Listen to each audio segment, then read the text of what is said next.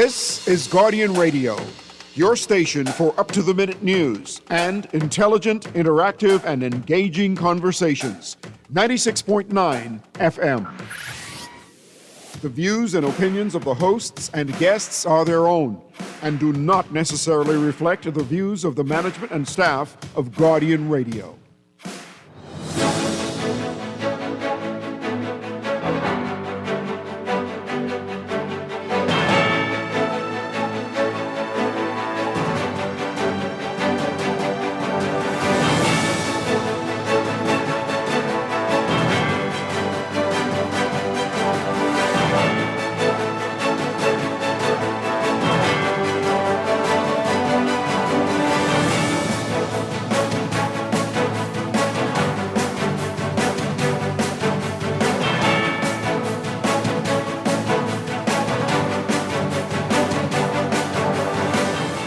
Good morning. The Prime Minister denying in the House of Assembly what he said during his budget communication.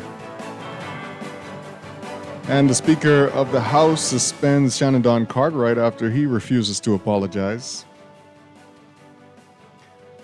That's all straight ahead this morning. I'm Chester Robards, filling in for Dwight Strachan another day, and this is Morning Blend.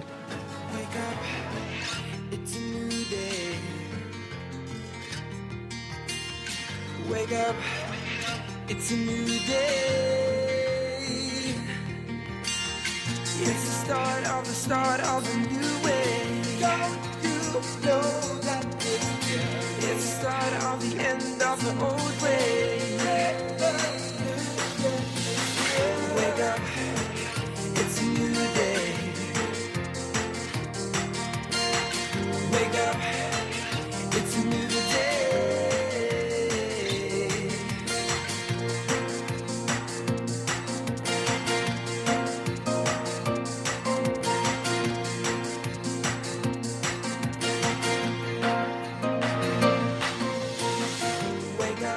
Good morning again, Bahamas. It is Thursday, August 7th. Again, I'm Chester Robards, filling in for Dwight Strachan. We're going to get into the overnight right now, the latest breaking news from while you were sleeping in the top national and international headlines this morning.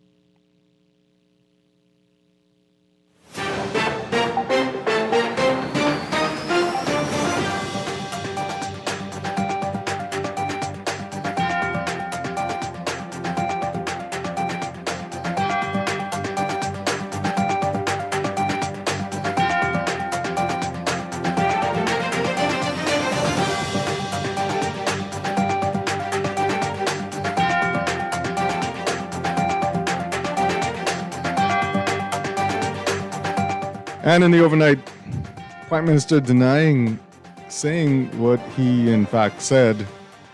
Prime Minister Philip Davis last night contradicted his own words in the House of Assembly, falsely stating that he never told Parliament during his budget communication in May that preliminary data showed April 2025 in a $135.4 million surplus. Davis spent several minutes arguing back and forth with members of the Free National Movement over the issue, insisting they were the ones who had the facts wrong. At one point, Davis said he predicted a deficit for the month of April, even though he did not. The matter came to a head after former Prime Minister Dr. Hubert Minnis questioned the discrepancy between what the Prime Minister said during his budget communication on May 28, 2025, and the Ministry of Finance's recently published monthly fiscal performance report, which shows there was no surplus, but instead a $2.1 million deficit in April. Minnis said, quote, the PM said in his budget communication that initial reports indicated that April was going to be a $135 million surplus. The Ministry of Finance reports that April was a $2 million deficit, substantially different. What the Prime Minister said was different from the Ministry of Finance's report. Davis rose to his feet and accused Minnis of parroting the wrong information from the media. Davis said, quote, you read a newspaper article which did not reflect the truth, and it is the member from East Grand Bahama who is talking about what was done in April. We didn't say we had a surplus. And the Speaker of the House of Assembly, Patricia DeVoe, yesterday suspended Free National Movement Deputy Leader Shannon Don Cartwright from the next sitting of the House of Assembly after he failed to apologize as recommended by a ruling by the Committee on Privilege. Last week, Engliston MP Glenys Hannah Martin noted that the committee had met and concluded that both Cartwright and St. Anne's MP Adrian White should apologize to the House of Assembly over their actions in separate incidents. Regarding Cartwright, Hannah Martin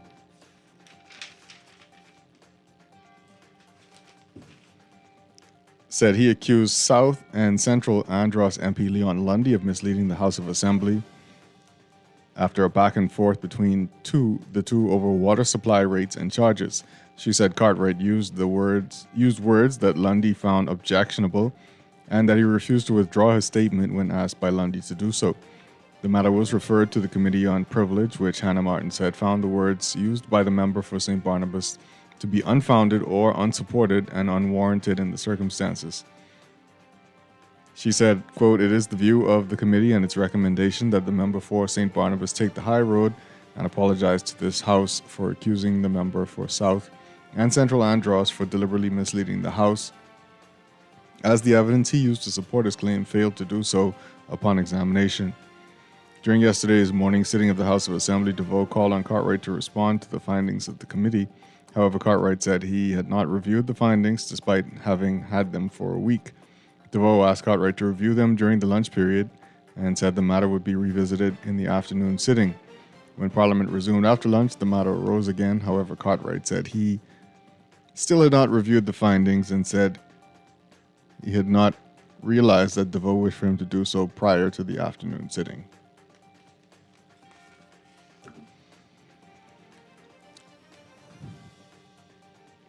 And as he opened the debate on legislation to create a framework for the introduction of biometric voters' cards, Prime Minister Philip Davis yesterday accused the opposition of manufacturing panic and politicizing the issue. Davis noted that the last Free National Movement government introduced and passed legislation to allow for the introduction of the cards that they are now opposing. He said, quote, "The opposition's attempt to manufacture panic over reform they themselves legislated is not just disingenuous, it is disgraceful." And the Bahamas Humane Society is reeling after losing thousands of dollars in cash during an early morning break-in on Wednesday. Humane Society President Kim Arana said the incident occurred around 1 a.m. when two thieves shattered the glass of the animal shelter's back window and entered the establishment on a mission to steal. Arana said, quote, "It is so disgusting and such a shameful reflection on the direction our country is going when you have people breaking in and stealing from charities from people who work to raise money to help." Arana said only one employee, a night ambulance driver, was on shift at the time of the burglary and described the incident as a fluke. As she said, the shelter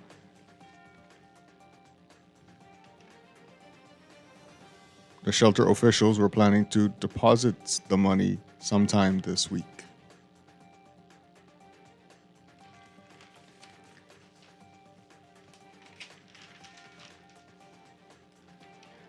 Let's look at your news overseas now. Trump tariffs.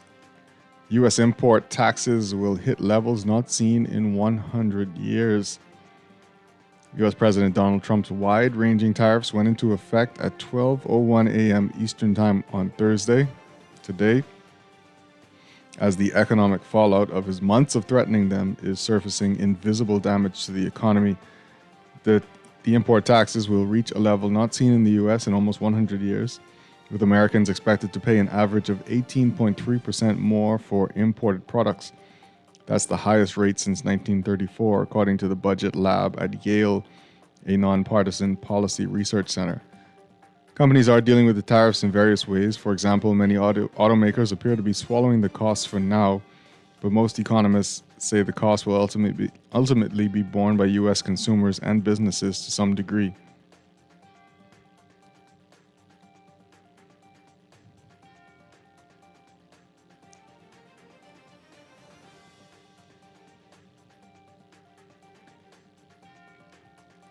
And a meeting between Russian President Vladimir Putin and U.S. President Donald Trump has been agreed A Kremlin official said today, the eve of a White House deadline for Moscow to show progress toward ending the 3-year-old war in Ukraine.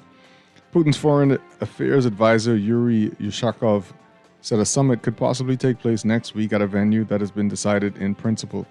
He brushed aside the possibility of Ukraine President Volodymyr Zelensky joining the summit, something the White House had said Trump was ready to consider. Putin has spurned Zelensky's previous offer of a meeting to clinch a breakthrough. Ushakov said, "We propose, first of all, to focus on preparing a bilateral meeting with Trump, and we consider it most important that this meeting be successful and productive." It's not clear how the announcement of the meeting would affect Trump's Friday deadline for Russia to stop the killing or face heavy economic sanctions.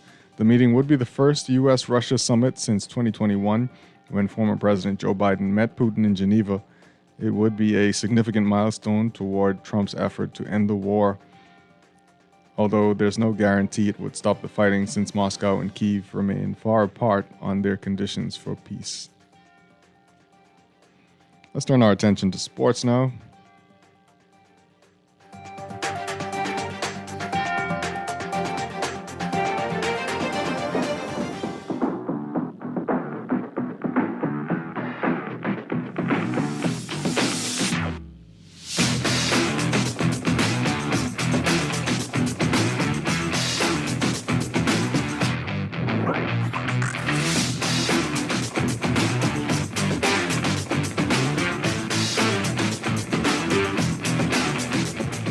And the Bahamas Basketball Federation officially named the 12-man roster that will represent the Bahamas at the 2025 FIBA AmeriCup tournament slated for August 22nd to the 31st at the Polideportivo Alexis Arguello in Manuaga, Nicaragua.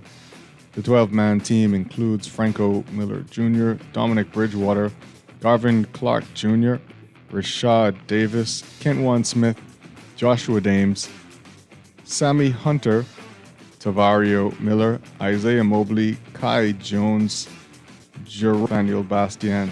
The group will be coached by former national team player Laurels Tum Nairn Jr. Moses Johnson, BBF First Vice President, expressed his confidence in the group of players selected to represent the Bahamas during a press conference at Bahamar on Wednesday.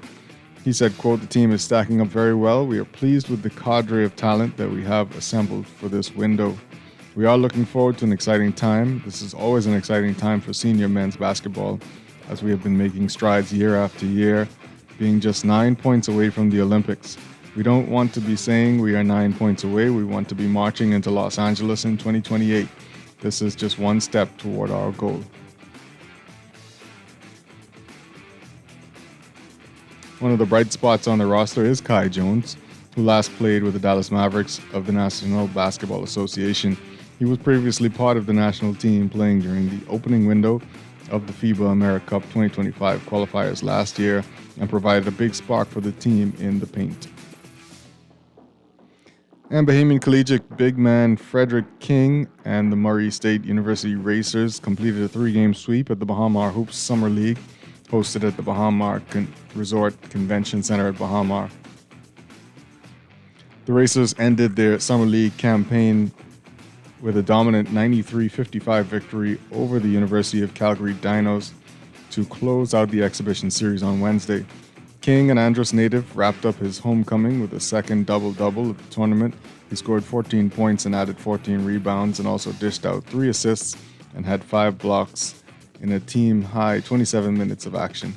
His teammate Javon Jackson matched side-high honors with 14 points and added 2 assists and 1 rebound in 13 minutes of play.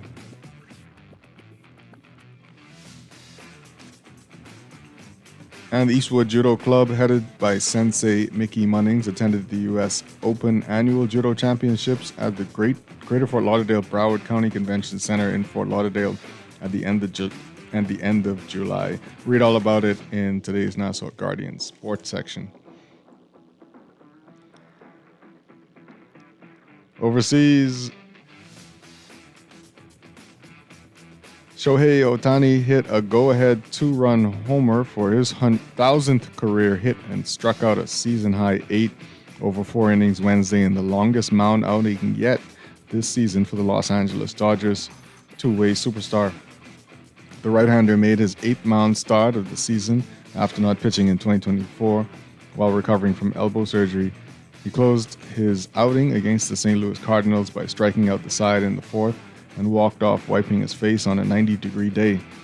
Mason Wynn tossed his bat in frustration after going down swinging. Ohtani said, "I thought it was a big day for me personally getting to the 4th inning. That was really good in terms of building up."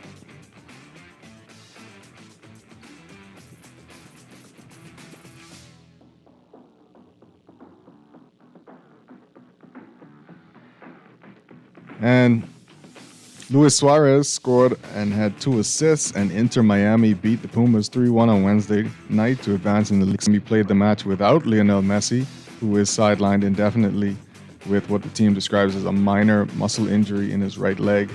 Messi was hurt in the opening minutes of Inter Miami's win over Necaxa. On Saturday, he was in attendance for Wednesday's match and watched from a suite at Chase Stadium. Miami, which has 8 points in the Major League Soccer League's Cup standings, is the first MLS club through to the tournament's knockout stages. That's sports, and that's the overnight. Time for your first look at weather.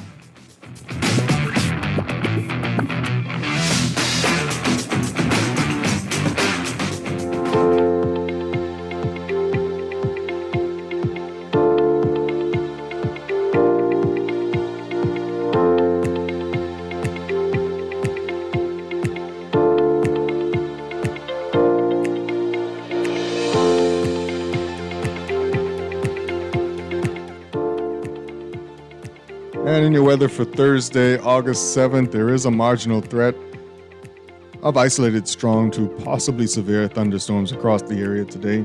The storms can produce strong gusty winds, locally heavy rainfall, frequent lightning, and possible waterspout or tornadic activity. Your general situation, the combination of troughing across the Bahamas coupled with available tropical moisture, will continue to support shower and thunderstorm activity across the islands today throughout tonight.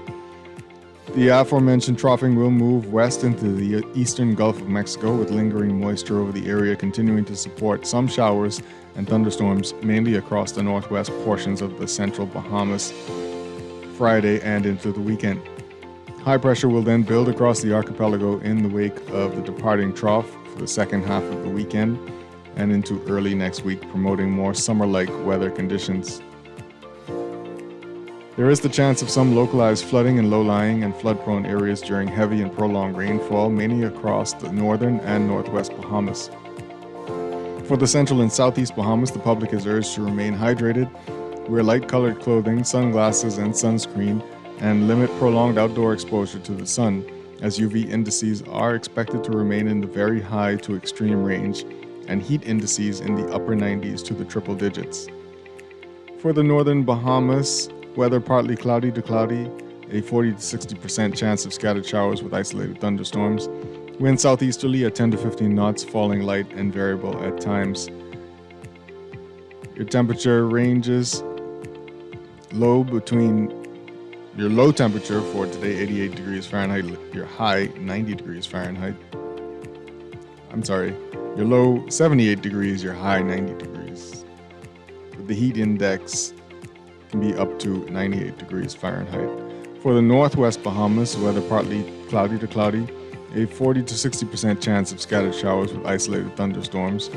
Wind southeasterly at 10 to 15 knots, falling light and variable at times. Your low temperature 78 degrees, your high 90, with the heat index making it feel about 98 degrees. For the central Bahamas, partly cloudy, a 20 to 40% chance of scattered showers with isolated thunderstorms. Winds east to southeast at 10 to 15 knots. Your low 80 degrees Fahrenheit, your high 92, though the heat index can make it feel like 102 degrees Fahrenheit.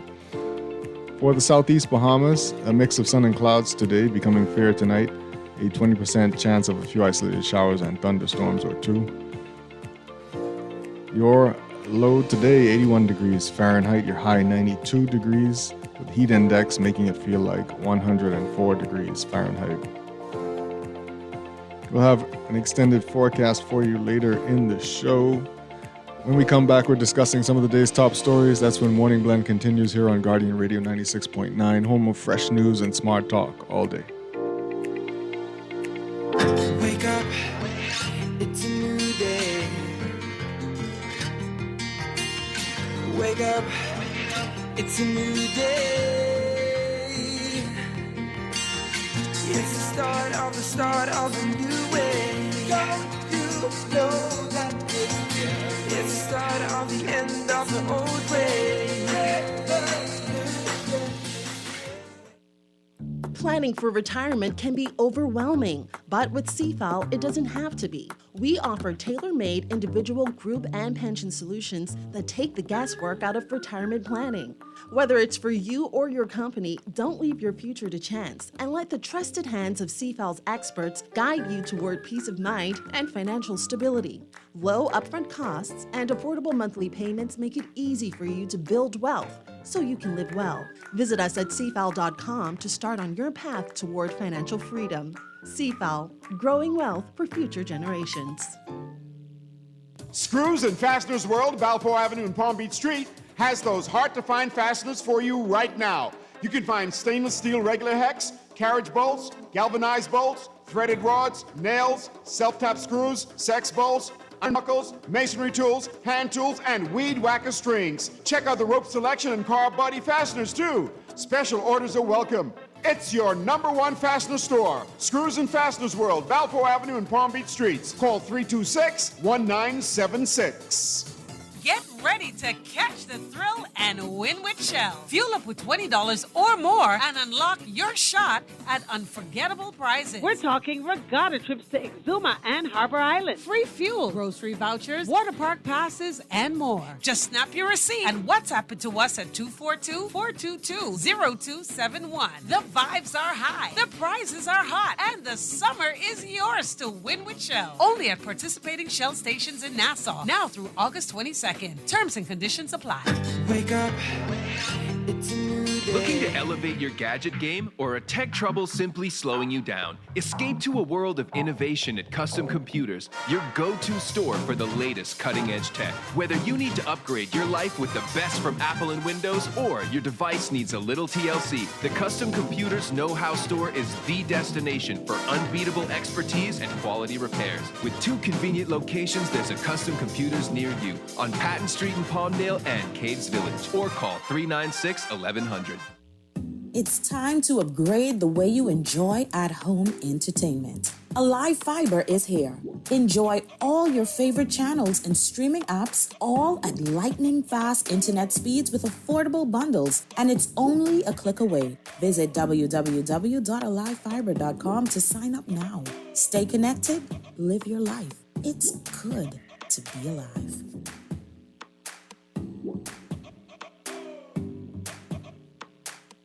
With RBC, your ideas become plans. Your plans become memories.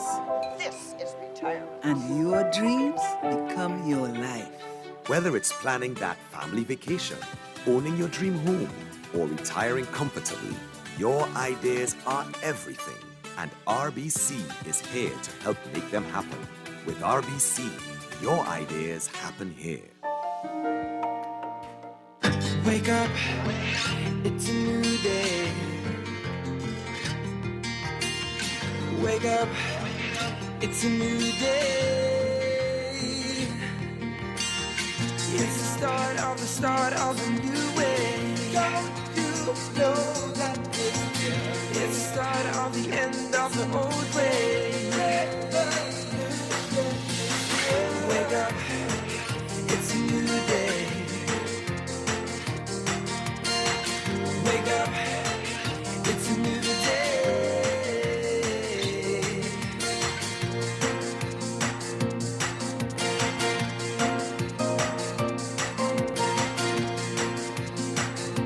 Welcome back to Morning Blend on Guardian Radio 96.9. We are streaming live on GuardianTalkRadio.com and the Guardian Radio app for your smart devices and on your televisions on Cable Bahamas Channel 969 or BTC Flow Channel 612. We're all over social media. We are on Facebook, Twitter, and Instagram. Again, I'm Chester Robards. Joining me in a moment will be Laverne Gardner. You can join our conversation today. You can tweet us at Morning Blend 969 or follow the hashtag Morning Blend. Be sure to like our Facebook page, facebook.com/Morning Blend 969. Leave your comments and read what others are saying about topics on the show. Or email us at morningblend@nascar.com. You can text us on the Guardian Radio text line powered by BTC. Text us at 422-GR96. That's 422-4796. Standard text rates do apply. You can also call us 323-6232, 325-4316, 325-4259. You can call us toll-free from the Family Islands at 242-300-5720. Also coming up this morning, more weather and traffic. We have business news coming up at 9 a.m. Later on in the show, we're talking about the Homeowners and Builders Expo and sale. That's going to be interesting. But first, let's get into what's in the news.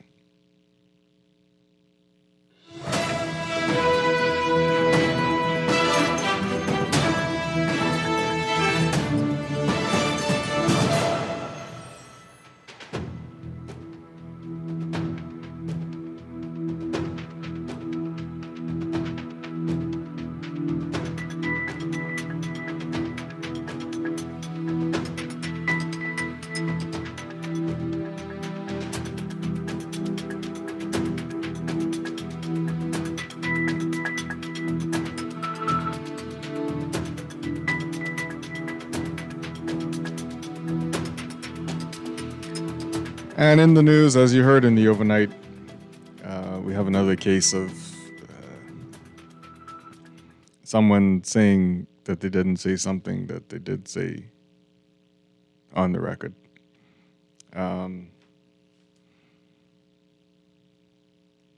So our headline this morning talks about Prime Minister Philip Brave Davis contradicting his own words in the House of Assembly, falsely stating that he never told Parliament during his budget communication in May that preliminary data showed April 2025 in a $135.4 million surplus.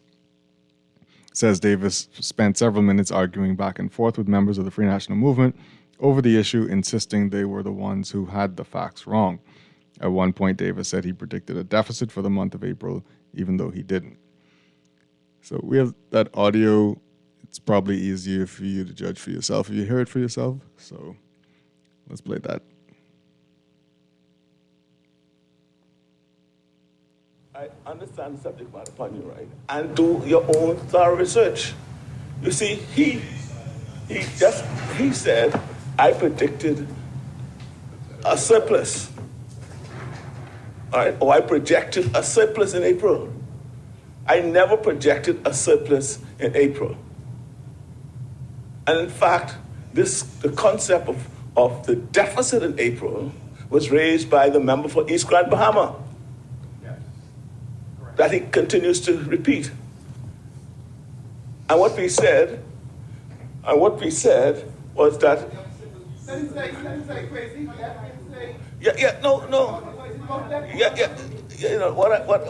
but what we said, we are not denying there's a deficit. We're not denying that there was a deficit. That is why, to see the argument, there's no argument. We never said that there would be a surplus in April. We never said that there was not a deficit in April. We projected what the deficit would be in April, and that projection turned out to be off, which we accept, right? But it was no, please, man, no.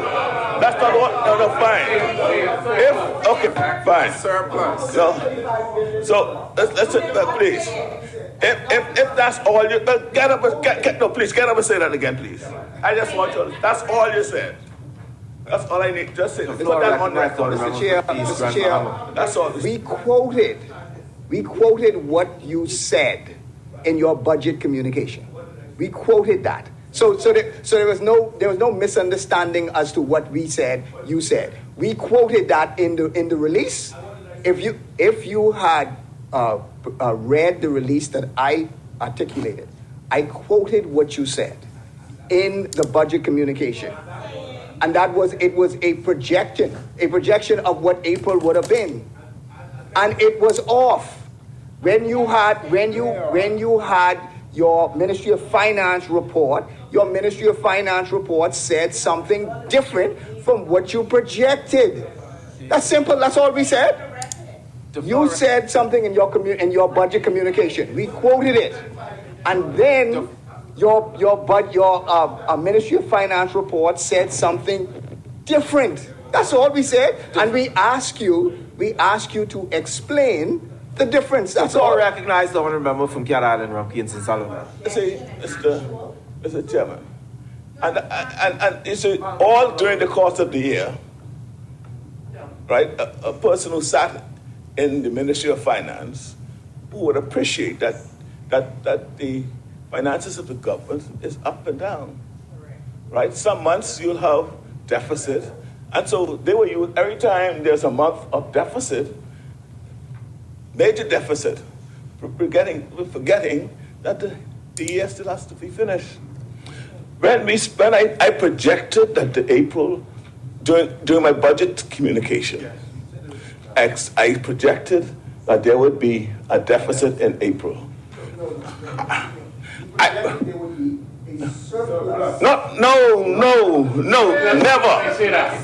No. It would be $135 million surplus in April.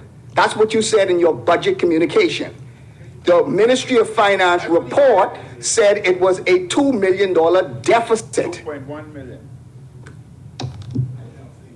Again, you earlier said that you accepted. I said there was a deficit, and now you're coming back and saying no, it was a surplus. The surplus. No, first of all, and that's where the confusion. No, Mr. Your budget communication said that you had a projected April 100 surplus.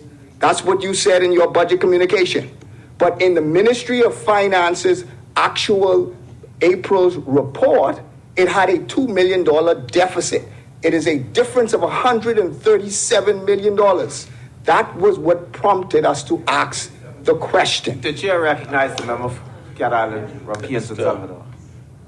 Mr. Deputy Speaker, I think my budget communication is somewhere around here. And instead of going back and forth on the issue, let me just say this. The only surplus I spoke about for the year, for the budget year, 2024-2025, there was a surplus. There was a surplus, right? But it was what we call the primary surplus. There was a primary surplus. No, please. I'm not mixing up the two. Because I say that to say, I then projected a surplus for the year 25-26. Okay, that was yesterday. The Prime Minister saying he didn't project the April surplus. So now we have the audio from his budget communication. This half of this fiscal year, we experienced of $404.1 million. However, for the majority of the second half of this current fiscal year, we have witnessed monthly surpluses. The month of February 2025 experienced a surplus of $58.6 million. The month of March 2025 settled at a surplus of $169.6 million.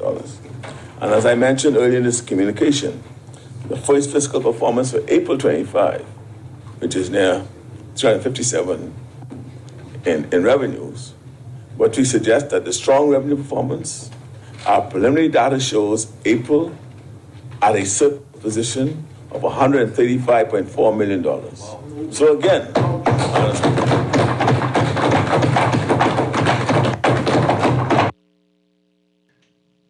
Right. I think the audio says what it says. Laverne, you with us? Good morning, Laverne Gardner. Good morning, Shasta, and good morning to our listening audience. I am with you. How are you? I'm great. How are you? I'm good. I'm good. Thank you. Glad to have you with me again. Well, it's been too long, It so has I'm been glad too to. long. It's good for us to be together. Absolutely. So, I was looking up this headline that the Guardian uses.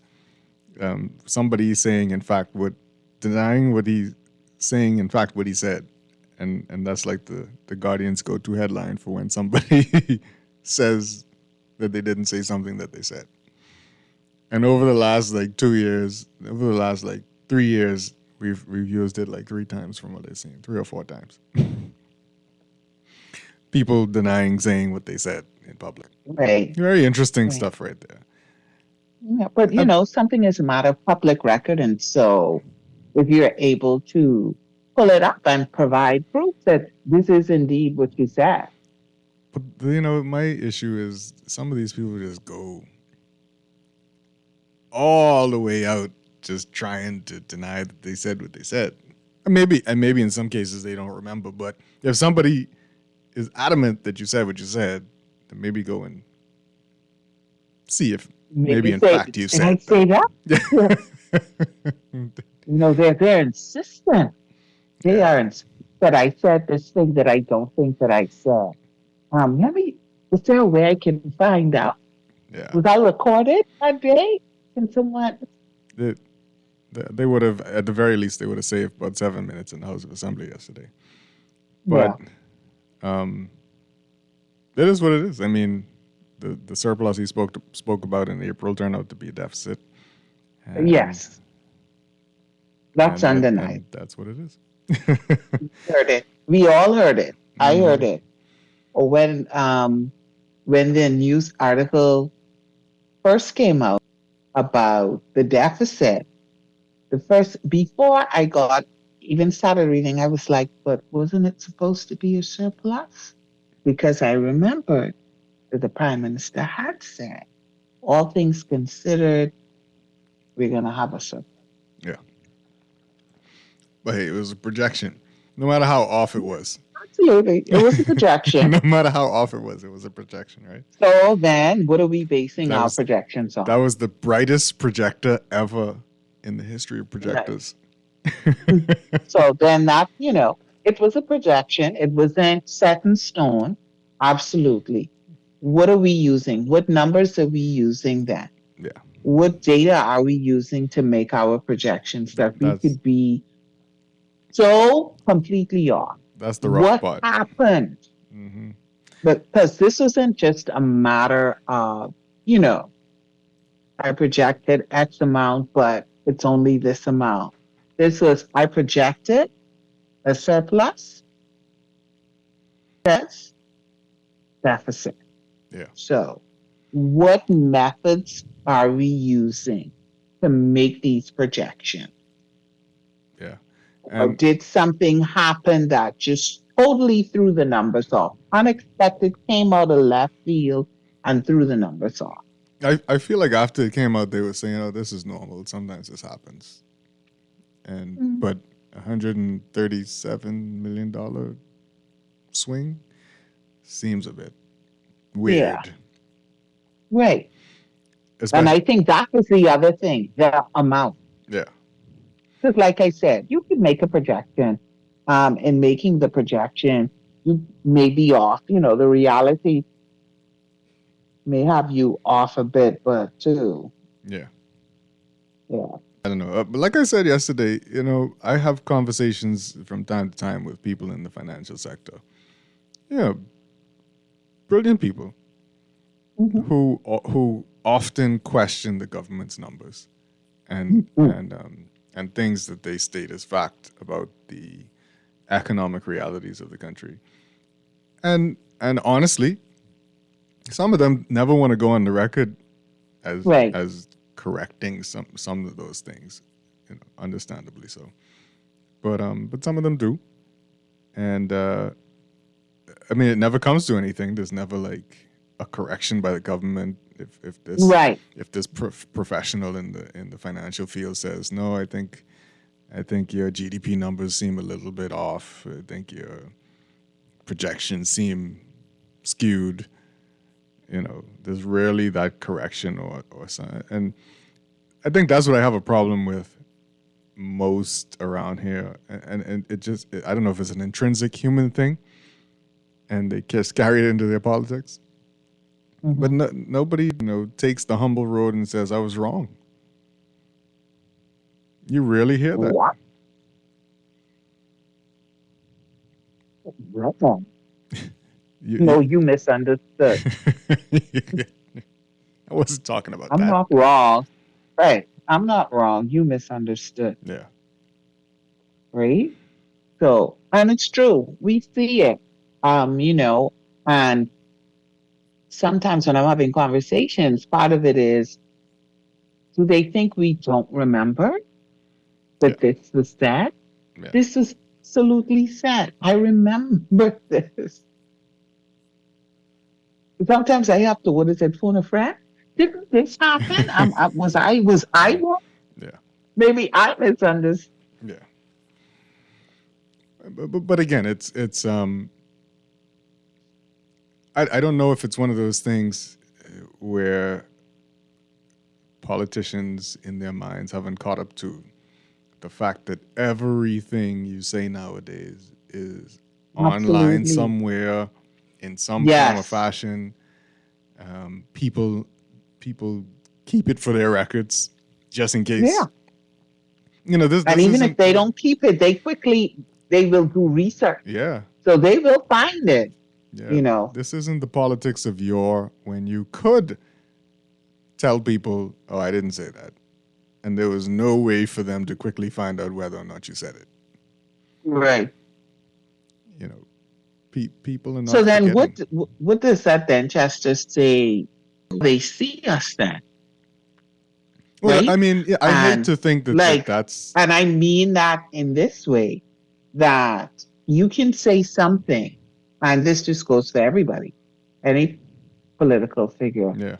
But you can say something. You can, stand your ground on something. Mm-hmm. And then months later, you backtrack, or not even backtrack. Yeah. You full out say, no, I didn't say that. You don't give an explanation. You don't come back and say, do you know what? I thought that based on the information, the data that I received, I came to this conclusion. Yeah. I was wrong. And you're so comfortable just denying what you initially said. And let's just move on. Yeah.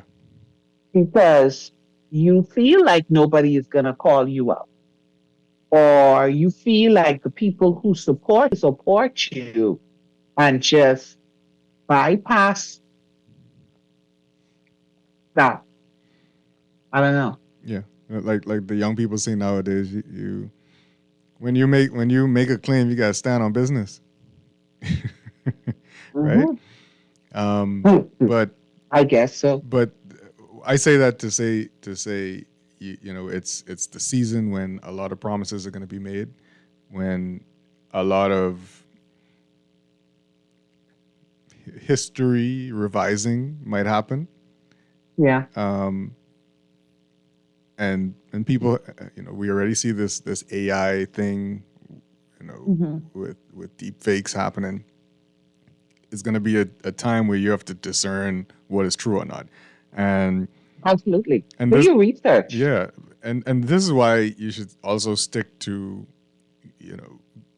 media, like the Guardian, that'll give you the truth. And no matter how much people try to hate on traditional media now, we see models of journalism, right? That say that we have to seek out the truth. We have to seek out balance.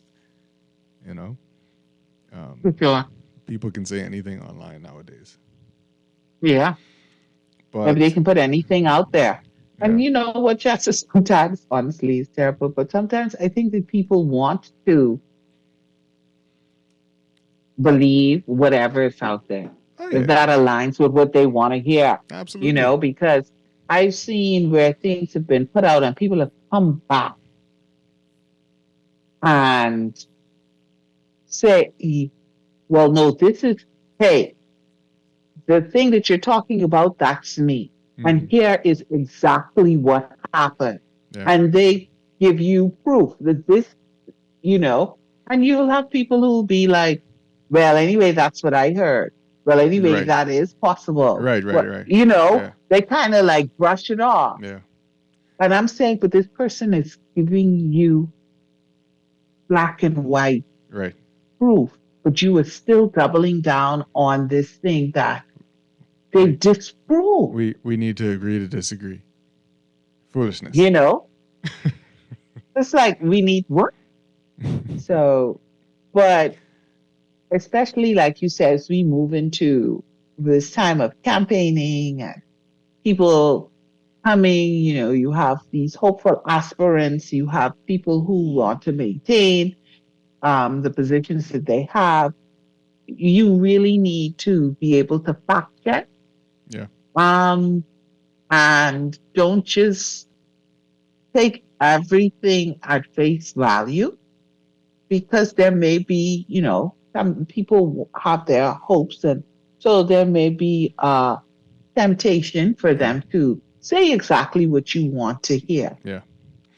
And so and I also said that to say, you know, in this season we're gonna have a lot of people who want to be in office.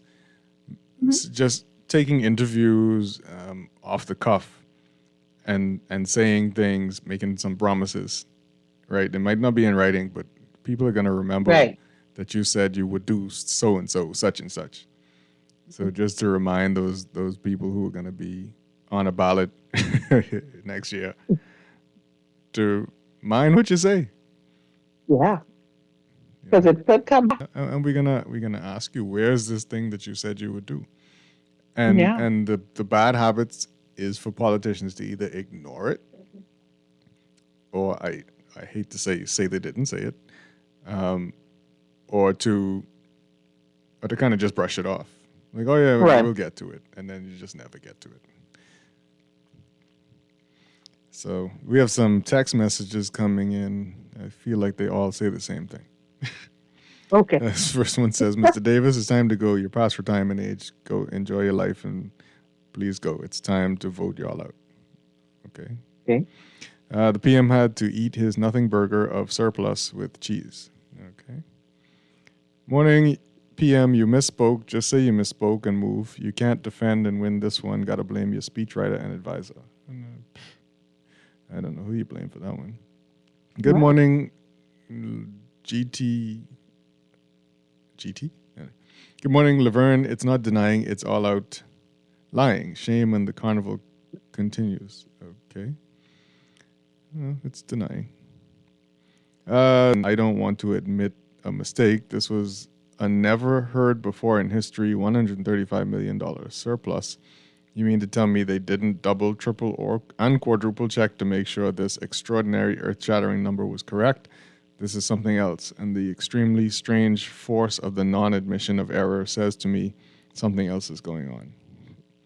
Well, I mean, the report said nothing else is going on. The report said it wasn't that. He said it was that. like Laverne said, you got to figure out what calculations they were using in the first place. This person says, good morning. I know if it's me, I'd be holding some people's feet to the fire. I'd be like, listen, I step in the House of Assembly. Yeah, what is this you give me? What is that? Heads would roll. Somebody would have to explain to me. Yeah. But this person says, morning, Chester and Ms. Gardner. Don't forget that the Prime Minister is an attorney. He is trained to the facts. I was wondering if at some point he was figured, okay, I probably saying the wrong thing, and then he tried to switch to, he was saying there was a primary surplus. And then you hear the opposition in the background saying, don't try to confuse these two things. Right. Well, we just listened to the communication, right? That he initially said. And I did not say he was referring to a primary surplus. Right. As people would say, he said with his chest, this is what we were going to have. Yeah. April, all things considered, surplus, right? So there was no differentiating between primary surplus and another kind of surplus. It was just, this is what was said. Right. As we heard in the second audio. We got some calls coming in. Let's take these calls. Good morning, caller. Welcome to Morning Blend. Hello. Hello. Yes, good morning. Hey, good morning, Chester. Morning. Hello. We can hear you. Hello. Yes, good morning, Laverne. Good morning. How y'all doing? Yeah, well, Chester and Laverne, right? Listening to the Prime Minister, it went back to when he was trying to explain the sovereign wealth fund inside the House of Assembly, where he was stuttering and stuttering and stuttering. But what I'm trying to raise is that we have a organization with used to implement our Freedom of Information Act, and then we sit down as a people. Listening to these same sad people would say to us, we don't really want to have no accountability or no transparency. We don't want no Freedom of Information Act. But y'all just believe what we say, right? Because, we don't lie. We only just tell the truth. So y'all don't really need a Freedom of Information Act. What type of people what type of message we are allowing these politicians to keep pushing down our throat? If a government don't want transparency or accountability or Freedom of Information Act, how in God's name that we could be sitting down believing anything will come with their mouth? And this administration, which is so close to being in 4 years in power, could somebody point out to the public what was said and what was done? I mean, by this point, because everything they say, and they speak it so eloquently, but there's no place you could ride around and see what they said and be able to touch it. Because it appears that all they was doing for 4 years was just smoke screen and trying to keep us in the same mindset what we've been in for 52 years, man. And that is not going to work. We need transparency and we need real accountability in this country in order for us to grow as a people. You guys have a nice day. You have a good day. Thank you. Let's take this next call. Good morning, caller. Welcome to Morning Blend. Caller, you there? Okay. Read some more of these text messages before we go to our break. This person says, GT is Guardian Talk. Right. Thank you. To be over $100 million off is just ridiculous. That's one text message. This person says, now I don't like where this is heading. I see why we retire people at age 65. Okay. This is a big deal and should not be overlooked either. Okay. Right. Chester, is anyone considering... we can talk about the PM like that, okay? Everything they say is on TikTok via the news agencies, which is downloaded by people for historical purposes. So it's not only newspaper clips, it's also video, yes. Mm-hmm. This person says, while I don't like the PM, he did say preliminary data when he initially spoke about the surplus for April, which means it has the possibility to change later. Listen closely and play it back if you want. I don't need to listen and play it back. Did you not listen to the audio from the House of Assembly?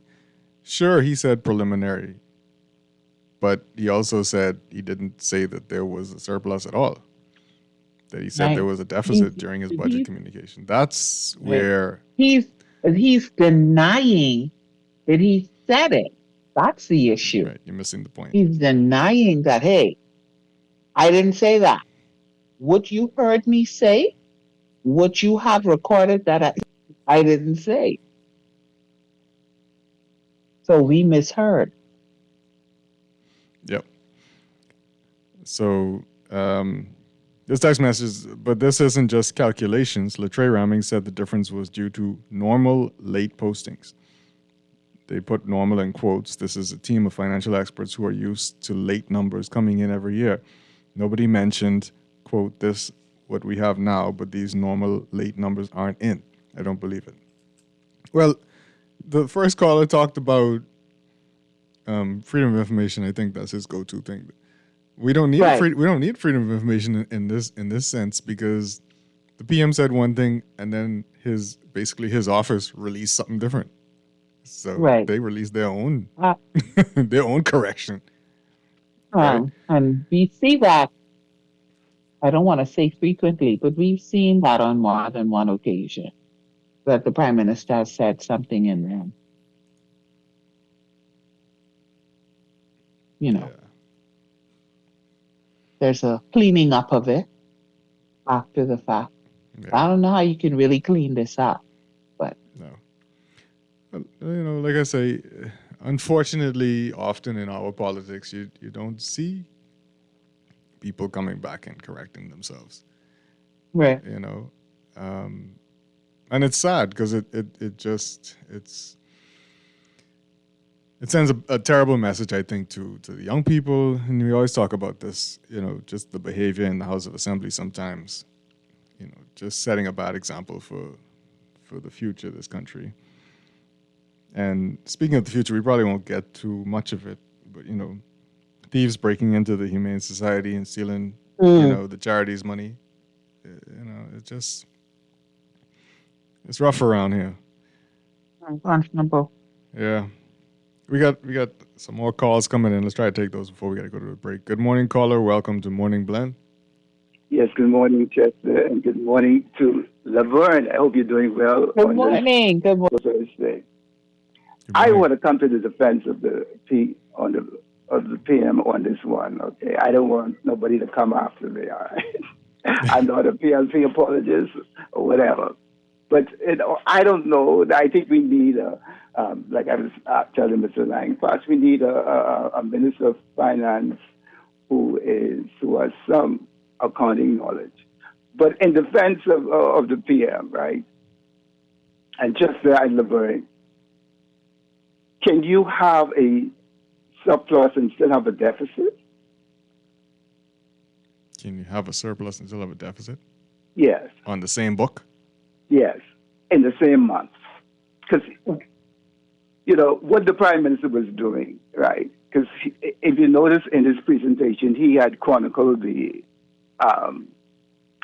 revenue for March, and then when he came to April, it said that April was showing a surplus of what was projected for that particular month, right? So he was just really showing the projection for that particular month, right? He did not incorporate the expense because that was not what he was focusing on. He was showing the revenue that was projected for that particular month was over $100 and something million more than they had.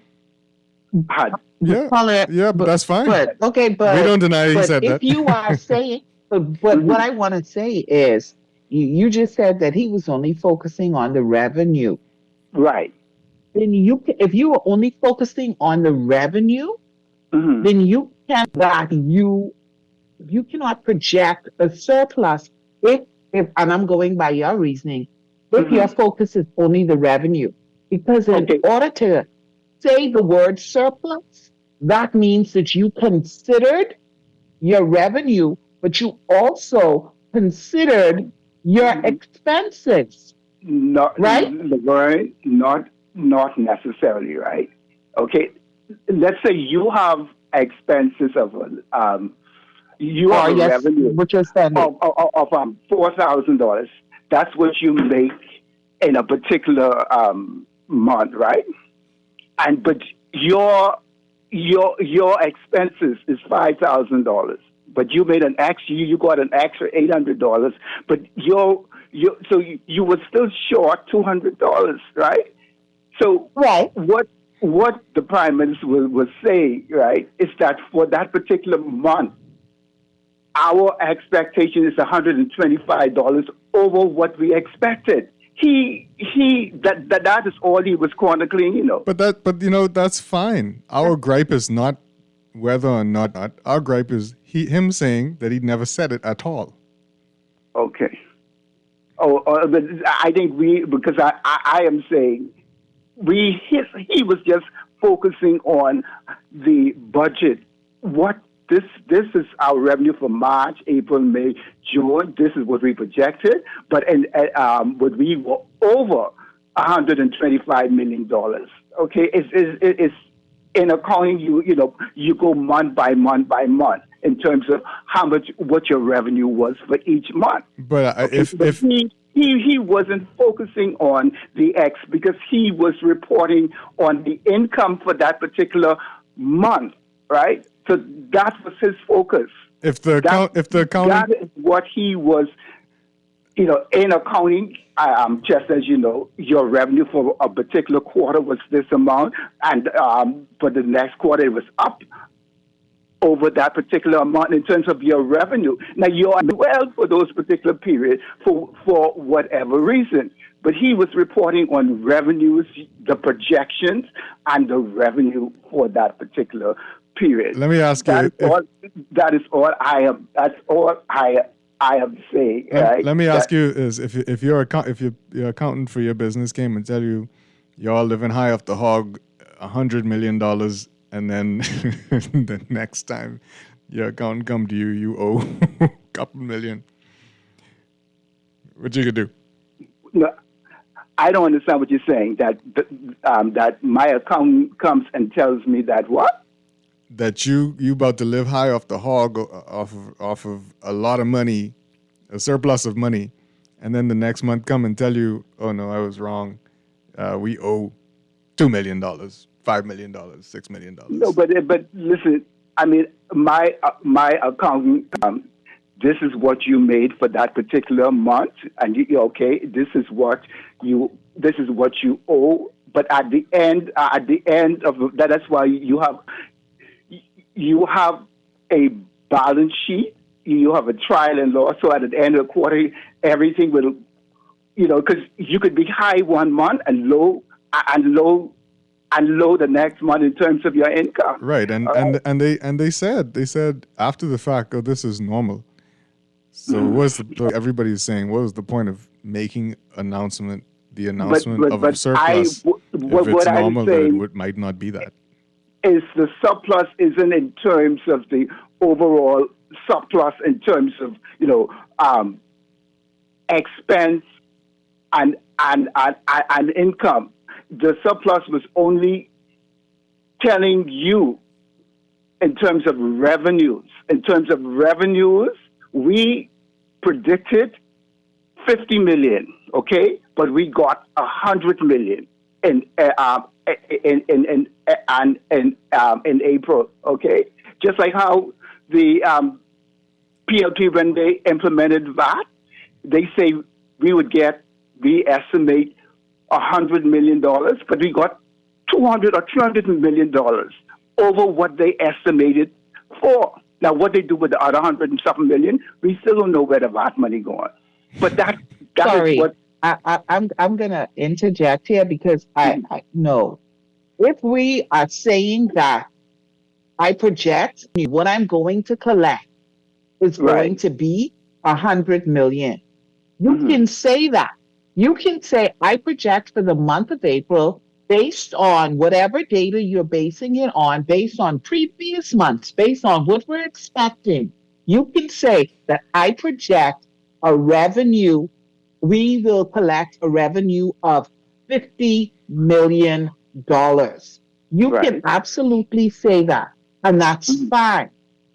But let's talk about words. When you say that I project a surplus, you cannot then say, well, that is only based on the revenue. that I've only considered the revenue. Saying a surplus for anybody, hold on. It means that you have considered not only your revenue, you have also considered your expected spending.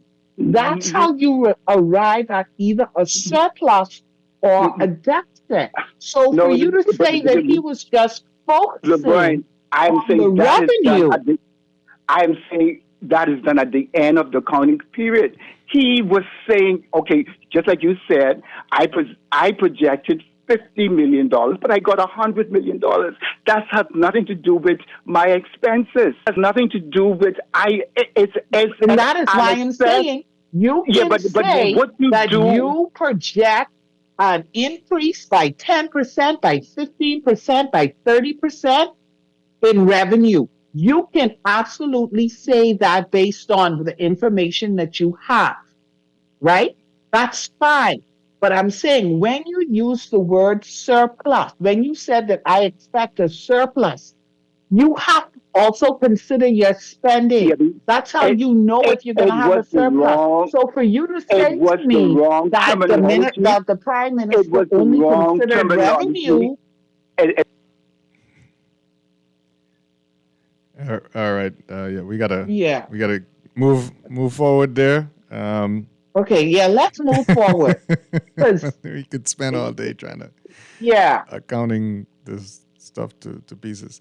Let's go to the break. How about that? And then we'll pick this up again on the other side because we'll likely go into the news break. This is Guardian Radio 96.9 FM, streaming on GuardianTalkRadio.com and the Guardian Radio app. Nassau, Bahamas.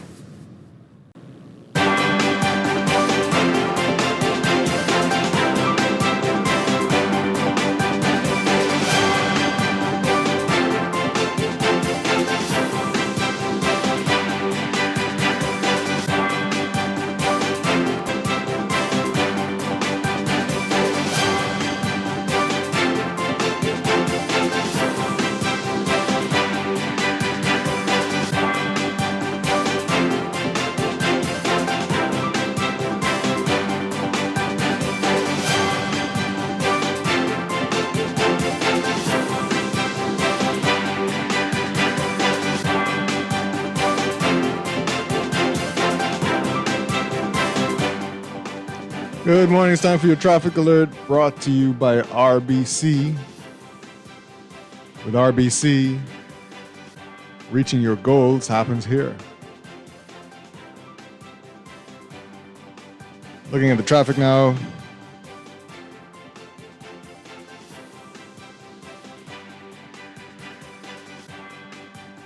Not too much to speak of from what I can see.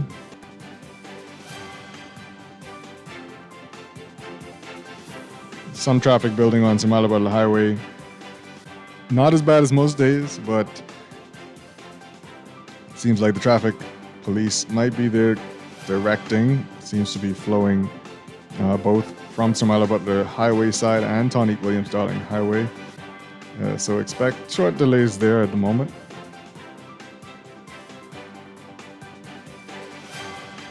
Some traffic building at the Blue Hill Road intersection with Independence Drive. There on the hill.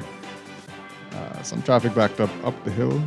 Traffic growing on East Street now at the roundabout with the Independence Highway. Not too much traffic to speak of heading westbound on that highway between East Street and Blue Hill Road.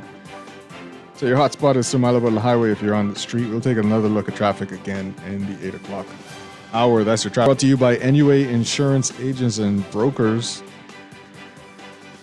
Traffic update. NUA Agents and Brokers, your partner for smart motor insurance and advice that puts you first. Whether you're at home or on the go, getting an instant motor quote is easy. Call us, visit your nearest branch, or log in anytime, nuainsurance.com.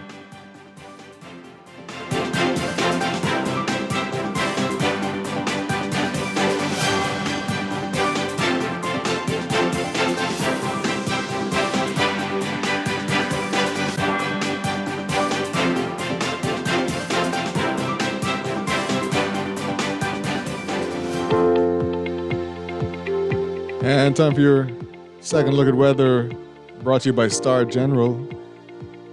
There is a marginal threat of isolated strong to possibly severe thunderstorms across the area today. The storms can produce strong gusty winds, locally heavy rainfall, frequent lightning, and possible waterspout and tornadic activity. The combination of troughing across the Bahamas coupled with available tropical moisture will continue to support shower and thunderstorm activity across the islands today through tonight. The aforementioned of eastern Gulf of Mexico with lingering moisture over the area, continuing to support some showers and thunderstorms mainly across the northwest and portions of the central Bahamas Friday and into the weekend. High pressure will then build across the archipelago in the wake of the departing trough for the second half of the weekend and into early next week, promoting more summer-like weather conditions. There is a chance of some localized flooding in low-lying and flood-prone areas during heavy and prolonged rainfall, mainly across the northern and northwest Bahamas. For the central and southeast Bahamas, the public is urged to remain hydrated, wear light-colored clothing, sunglasses, and sunscreen, and to limit prolonged outdoor exposure to the sun, as UV indices are expected to remain in the very high range and heat indices in the upper 90s to the triple digits. Air weather for the northern Bahamas, partly cloudy to cloudy, a 40 to 60% chance of scattered showers with isolated thunderstorms. Wind southeasterly at 10 to 15 knots, falling light and variable at times. Your low temperature today, 78 degrees Fahrenheit. Your high, 90 degrees Fahrenheit, with a heat index going up to 98 degrees Fahrenheit. For the northwest Bahamas, weather partly cloudy to cloudy, a 40 to 60% chance of scattered showers with isolated thunderstorms. Winds southeasterly at 10 to 15 knots, falling light and variable at times. Your low temperature, 78 degrees Fahrenheit. Your high, 90 degrees Fahrenheit, but your heat index will make it feel like 98 degrees Fahrenheit. For the central Bahamas, partly cloudy, 20 to 40% chance of scattered showers and isolated thunderstorms. Winds east to southeast at 10 to 15 knots. Your low temperature, 80 degrees Fahrenheit. Your high, 92 degrees Fahrenheit, with the heat index making it feel like 102 degrees Fahrenheit. And for the southeast Bahamas, a mix of sun and clouds today, becoming fair tonight. A 20% chance of a few isolated showers and a thunderstorm or two. 10 to 15 knots. Your low temperature, 81 degrees Fahrenheit. Your high, 92 degrees Fahrenheit, with a heat index of 104 degrees Fahrenheit. That's your outlook. Weather check brought to you by Star General Insurance, made simple.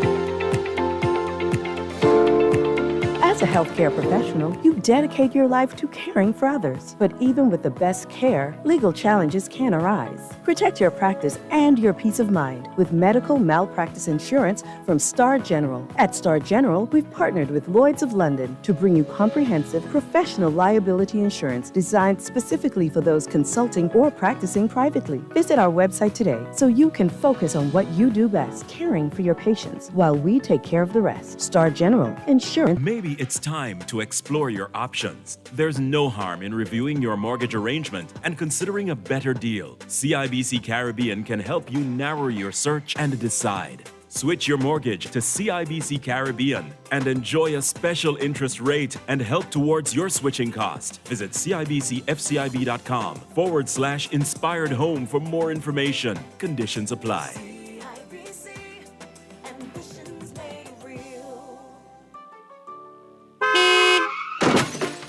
No one likes a fender bender. Oh, man. From a little scratch to a full mashup, NUA Insurance has got you covered with auto insurance tailored to fit your needs and budget. For affordable rates with free on-site accident assistance, visit us online or in branch and just ask us. NUA Insurance. Ask us because we've got you covered. Southwest Plaza has so many stores, I've been trying to find a sensible way to list them all. There's CBS Bahamas, the Ashai Institute, BENC Snack World, Bamboo Shack Bahamas, Air, the Athlete's Foot, and BTC, Games and More, John Bull, Fine Threads, Alive, Bahari, Dairy Queen, 700 Wines and Spirits, Sandy's, Clarkson, Island Luck, Starbucks, and Lowe's Pharmacy, plus Marco's Pizza and Lorraine. Southwest Plaza, what a wide array of stores. Southwest Plaza, stop by today and explore. When it comes to hearts at Cleveland Clinic, you can't miss a beat. You seek the best care possible, work with the brightest minds, and leave no stone unturned. to get to the heart of the matter. Because understanding is always the first step to overcoming. For every heart in the world, see how we're advancing the future of heart care at Cleveland Clinic today. Here's the Sure-winning art store moment from Shelley and Dee Dee. We're the only full art store in the Bahamas. If we don't have it, we make a list, and trust me, our boss can get that. If you need that, he can get that. You can find sketchbooks, acrylics, the canvases in all sizes, stencils. We have the Angelus that they use on shoes and letters. We're the only persons in Nassau that carries the Montana spray. We have the Krylon sprays, watercolor and paints, the oil, chalk paints, the alcohol paint, metallic paints, the little Floetrol, and we have cleaning products for the artists, thinning products for Viola colors, and glitters, pencils, the Posca markers, and pastels, oil, and the acrylic pastels, dyes. Oh yeah, we also have airbrush paint. I had to forget that part of the movie. Gift sets, hobbycraft, Oil shrimp, clays. stew shrimp, shrimp gumbo. But art supplies. We have a lot of them. Sherwin-Williams Art Store. Find colour in every day. Maybe it's time to explore your options. There's no harm in reviewing your mortgage arrangement and considering a better deal. CIBC Caribbean can help you narrow your search and decide. Switch your mortgage to CIBC Caribbean and enjoy a special interest rate and help towards your switching cost. Visit CIBCFCIB.com/inspired home for more information. Conditions apply.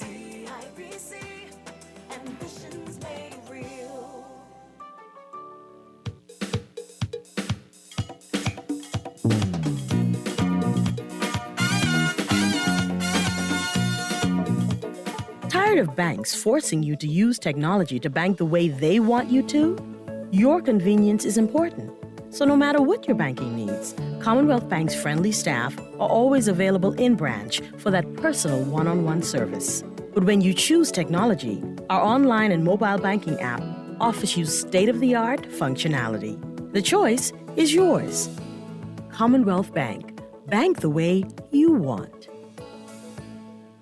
This October, Bahama invites you to indulge your senses at the Culinary and Arts Festival, where world-class flavors meet breathtaking creativity in the heart of the Bahamas. Join us October 22nd through 26th for an unforgettable celebration featuring culinary legends Marcus Samuelson, Dario Zucchini, Simeon Hall Jr., and Scott Conant, alongside a vibrant lineup of chefs and mixologists. Explore captivating art installations, interactive workshops, and live performances, all set against the stunning backdrop of Nassau's premier luxury resort. From curated tasting events to beachfront feasts and immersive gallery experiences, this is more than a festival. It's a feast for the soul.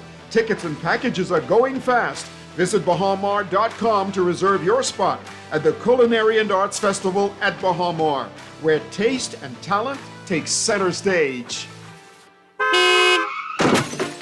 No one likes a fender bender. Oh, man. From a little scratch to a full mashup, NUA Insurance has got you covered with auto insurance tailored to fit your needs and budget. For affordable rates with free on-site accident assistance line or in branch. And just ask us. NUA Insurance. Ask us, because we've got you covered.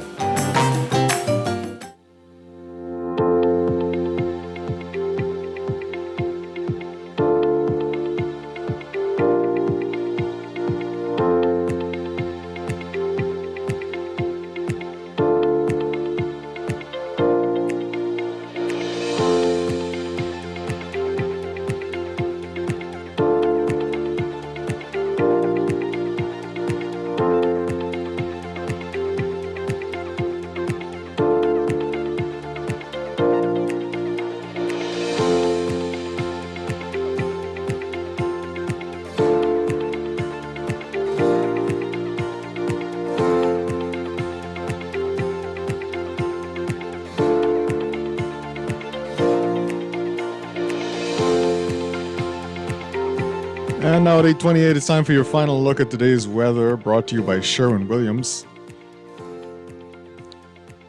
In your forecast, strong to possibly severe thunderstorms across the area today.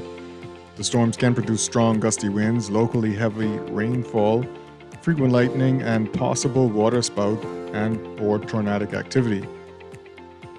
Your general situation, the combination of troughing across the Bahamas coupled with available tropical moisture will continue to support shower and thunderstorm activity across the islands today through tonight.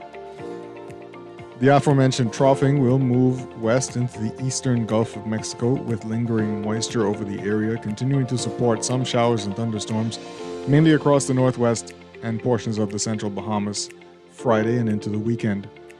High pressure will then build across the archipelago in the wake of the departing trough for the second half of the weekend and into early next week, promoting more summer-like weather conditions.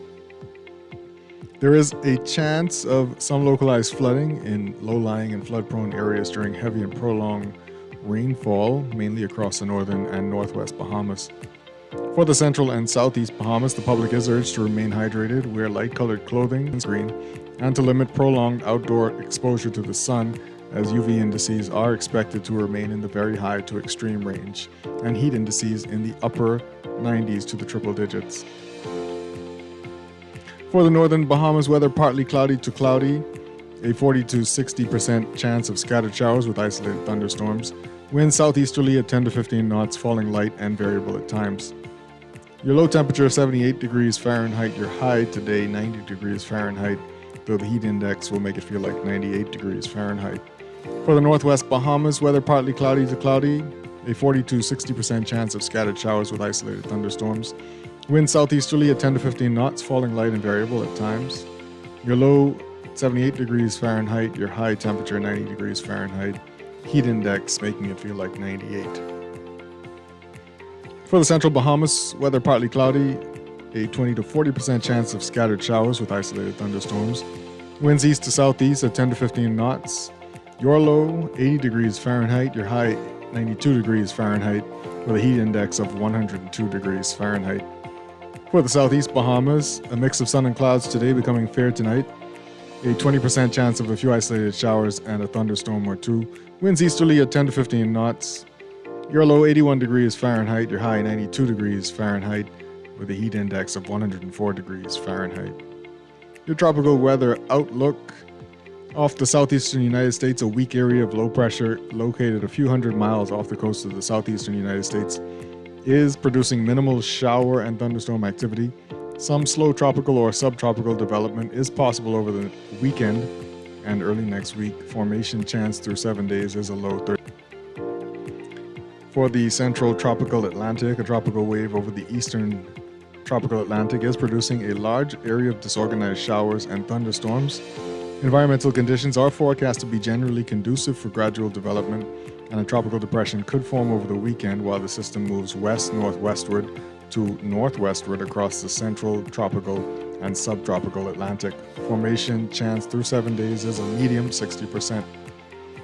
In your outlook for tomorrow, weather partly cloudy to cloudy across the northern, northwest, and central Bahamas, and partly sunny across the southeast Bahamas. A 30 to 40% chance of scattered showers across the northern and northwest Bahamas. A 20 to 30% chance of isolated showers in the central and southeast Bahamas. Wind southeasterly at 10 knots or less in the northern and northwest Bahamas, and east to southeast at 10 to 15 knots in the central and southeast Bahamas. Your low temperature 81 degrees Fahrenheit, your high 92 degrees Fahrenheit. Heat index though 102 degrees Fahrenheit. And your outlook for Saturday, partly cloudy across the northern and northwest and central Bahamas, and partly sunny across the southeast Bahamas. A 20 to 40% chance of showers with thunderstorms in the northern and northwest Bahamas, and a 10 to 20% chance of isolated showers and thunderstorms in the central and southeast Bahamas. Wind southeasterly at 10 to 15 knots across all areas. Your low temperature 82 degrees Fahrenheit, and your high 93 degrees Fahrenheit. Your heat index making it feel like 102 degrees Fahrenheit. That's been your weather check, brought to you by Sherwin-Williams Paint. Ready to refresh your space? Head to your local Sherwin-Williams for premium paint, pro tips, and everyday deals that make it easy to get started.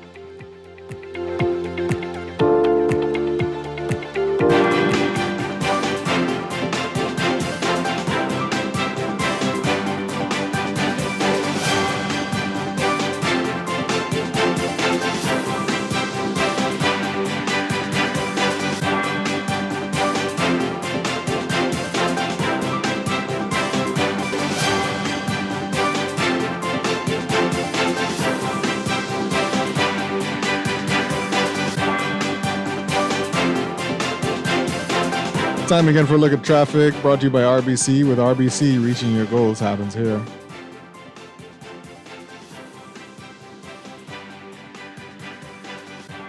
Looking at Sir Malabar Highway again, traffic is building up a little more. It's almost reaching Fire Trail Road, though it's moving ever so slightly. As you approach Tawny Williams Darling Highway heading west, traffic slows down just before JFK Drive.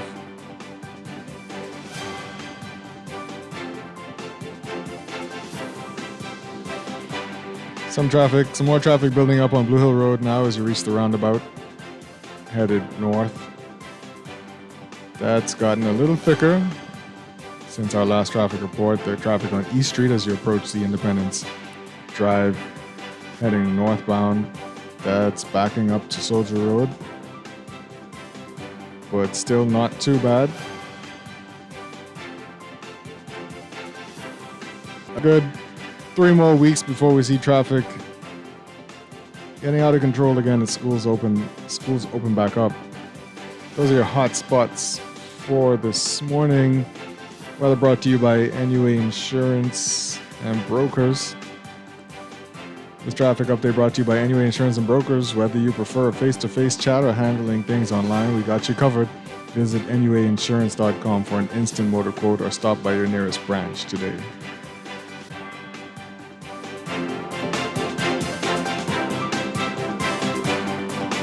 This is Guardian Radio 96.9 FM, streaming on GuardianTalkRadio.com and the Guardian Radio app, Nassau, Bahamas.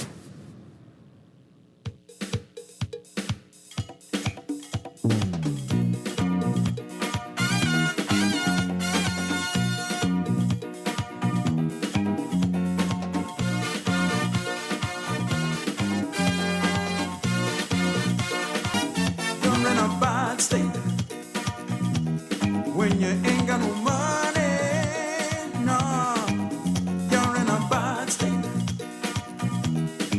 I don't think that's funny, no. I told my girl I lost my job. She said, baby, you got to think it out, 'cause you're in a bad state. You ain't got no money, no, you're in a bad state. Good morning and welcome back to Morning Blend here on Guardian Radio 96.9. I'm Chester Robards, filling in for Dwight Strachan and Laverne Gardner with me today. We're continuing our conversation. We left on a accounting lesson that I think didn't go where we wanted it to go or where we expected it to go. Right, Laverne? Laverne, you there? All right. Let me just read some more of these text messages. This person talking about our last caller. Oh, they're actually saying some more stuff. Think of the letter to Urqa and the attack on Candia. This is weird. Talking about other things the government has done. And then they say, no caller. Projections don't ignore known expenses. Don't forget the 135 million was expected. 135 million were expected normal expenses. Projections report the existing numbers and then says we project the following to come in by end of the month for a final projected figure of X. Right. All right. So, but you know what, Chester? It really got. I guess I want to say, we got sidetracked because, like you said, the whole point of this discourse this morning was to point out that the Prime Minister indeed said what he denied yesterday in the House of Assembly that he ever said.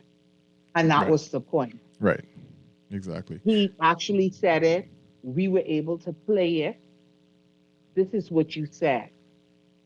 And that really was the point of the discourse. Yeah, it wasn't about accounting problems. But it's just that logically with the last caller, it didn't make sense.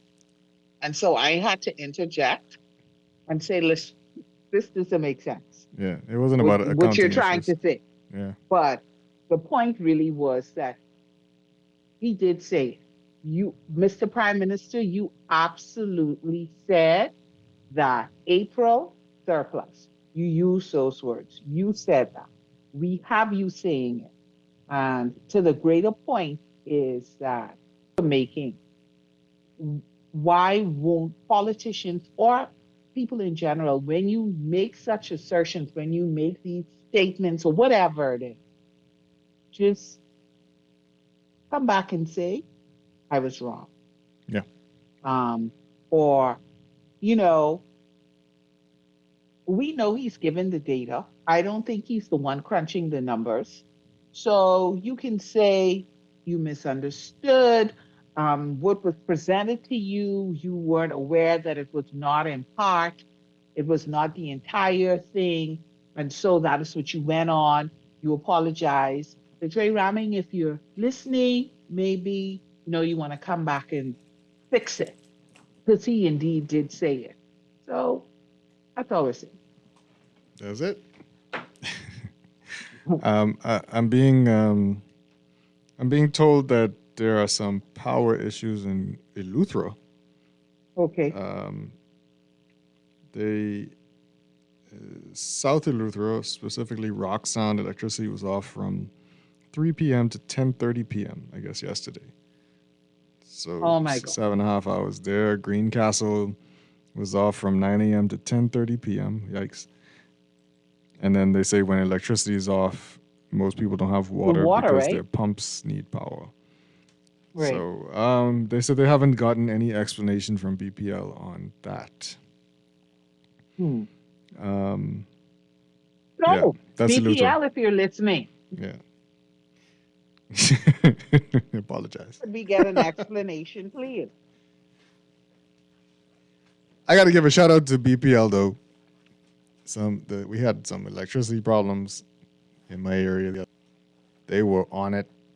They worked through the night. I mean, because it was a serious problem. It completely destroyed some Cable Bahamas equipment. I understand, and Cable Bahamas was on it too, fixing their fiber.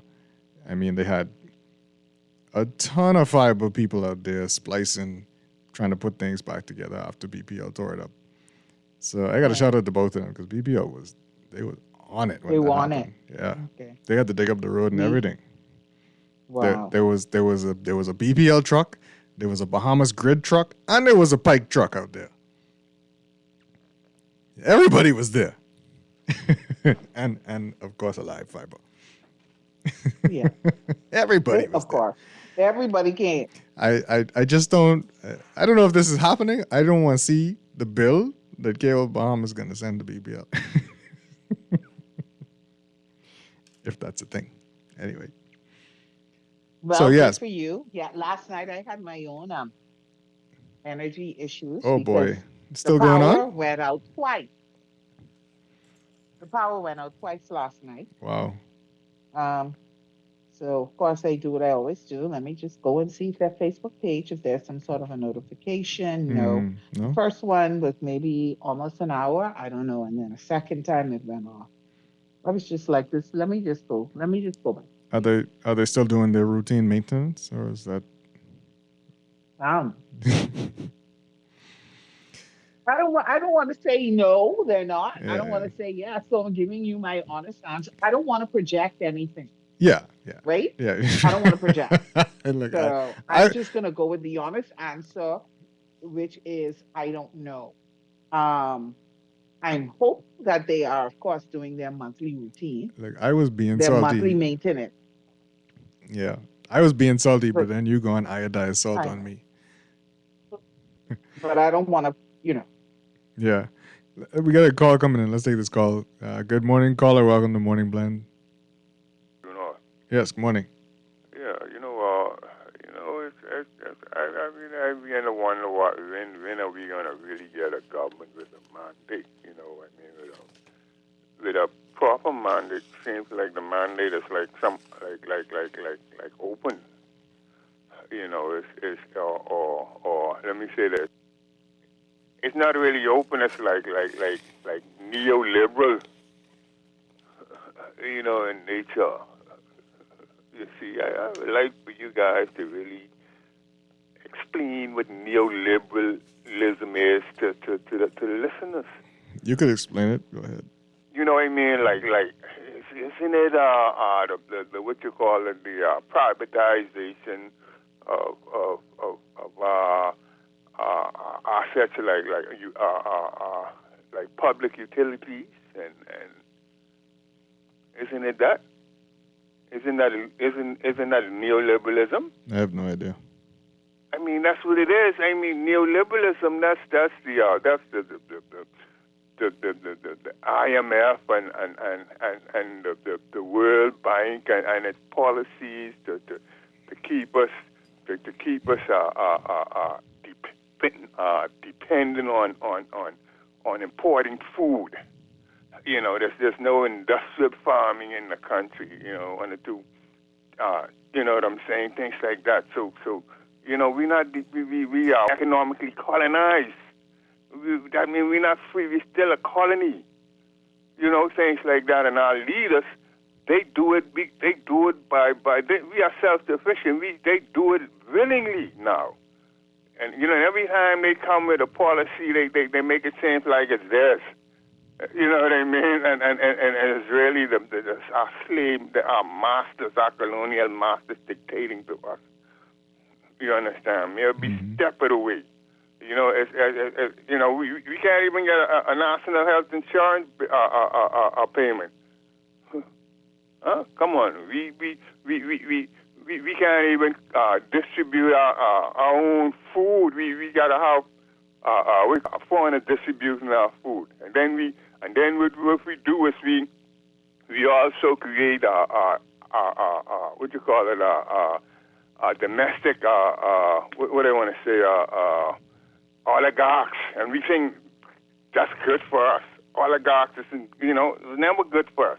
We continue to keep wages low because that's what we've been taught. We keep wages low, and that's supposed to be economically good. You understand me? That's supposed to be good for the economy, good for production. Things like that. We need to get real and see the we love to talk about politics, but not about their policies. Mm-hmm. Who's going to win the election? And what they call it? They like to talk about freedom of information. Come on, man. Policy? That's minuscule. That's a low hanging fruit. No. That ain't so it's always this one is more corrupt than the next. This one is corrupt. What are their policies? How are their policies? Yep. We can't wait to hear what the new policies are going to be. You know what I'm saying? We got to deal with as the policies of our colonial masters. We're not independent. Yeah. Coming that line, our people tell them we're not independent. We appreciate you. We're going to get to the next call. Good morning, caller. Welcome to Morning Blend. Good morning to both of you. Great Good people morning. in the studio. Well, Laverne is in the studio, but she's in her studio. Yes. Yeah, well, that's cool. Man, it's so easy to admit when you're wrong, because that's the quickest way to move on and still save face. But like you said, I think I hear you say something about stand on business. Could you explain that to me? Because you say young people are claiming that they got to stand on business. Yeah. Because apparently, Guardian Radio seems to be the only radio that's giving us the truth. That's why I took my radio and I glued the dial to Guardian Radio so I don't make a mistake and listen to the wrong information. But you could tell me more about stand on business, and then also could you expand on, how much you think that we are being fed by this particular administration that really needs to be fact-checked, because the younger people today are fact-checking. Mm-hmm. And I think it's going to be that group of people that just claim stand on business are going to make a difference this time around, because there seems to be a lot of cobwebs floating around. Yeah. Stand on business. Tell me more about that. Yeah, absolutely. Yeah, we're gonna stand on business. We're gonna take a point, and we're not gonna let it go. So stand on business could be a good thing and a bad thing. Let's take this next call. Good morning, caller. Welcome to Morning Blend. Good morning, Chester. Good morning. So the first gentleman that called before the last one, who was talking about the fact that people are focusing on freedom of information, what he referred to. Yeah. And the gentleman that just called, note what he said about what the young people is after. Ain't they after the truth? Right. So how is to me, freedom of information is the way you would gauge whether or not your government is following the policies. Right. And giving you the correct information. Right. So freedom of information should not be looked at as a low-hanging fruit. That is the way you would gauge your government. That is the way you would know if you should or should not put those persons, give another person opportunity. Even if the next person come along, you use that same freedom of information to gauge them also. And I think things like that would cause the Bahamas to go forward. And our young people won't have to search as deep and as hard to find the truth about what the government is saying and or doing. Mm-hmm. Yep, absolutely. Pardon? I said absolutely. Okay, so I don't think he should look at freedom of information as, we focusing on the wrong thing. No. That is very, very important for us to know who to deal with for our future and who to try to avoid for our future. Yeah. Yep, thank you. Access to information for the public is of the utmost importance. Absolutely. We got another call coming in. Let's take this call. Good morning, caller. Welcome to Morning Blend. Good morning, Shasta. Good morning. Who you have on your panel today? That is the Laverne Gardner. And good morning to Laverne. Good morning to the Bahamas. Good morning. The caller who was saying about the kids saying stand on business. Yes.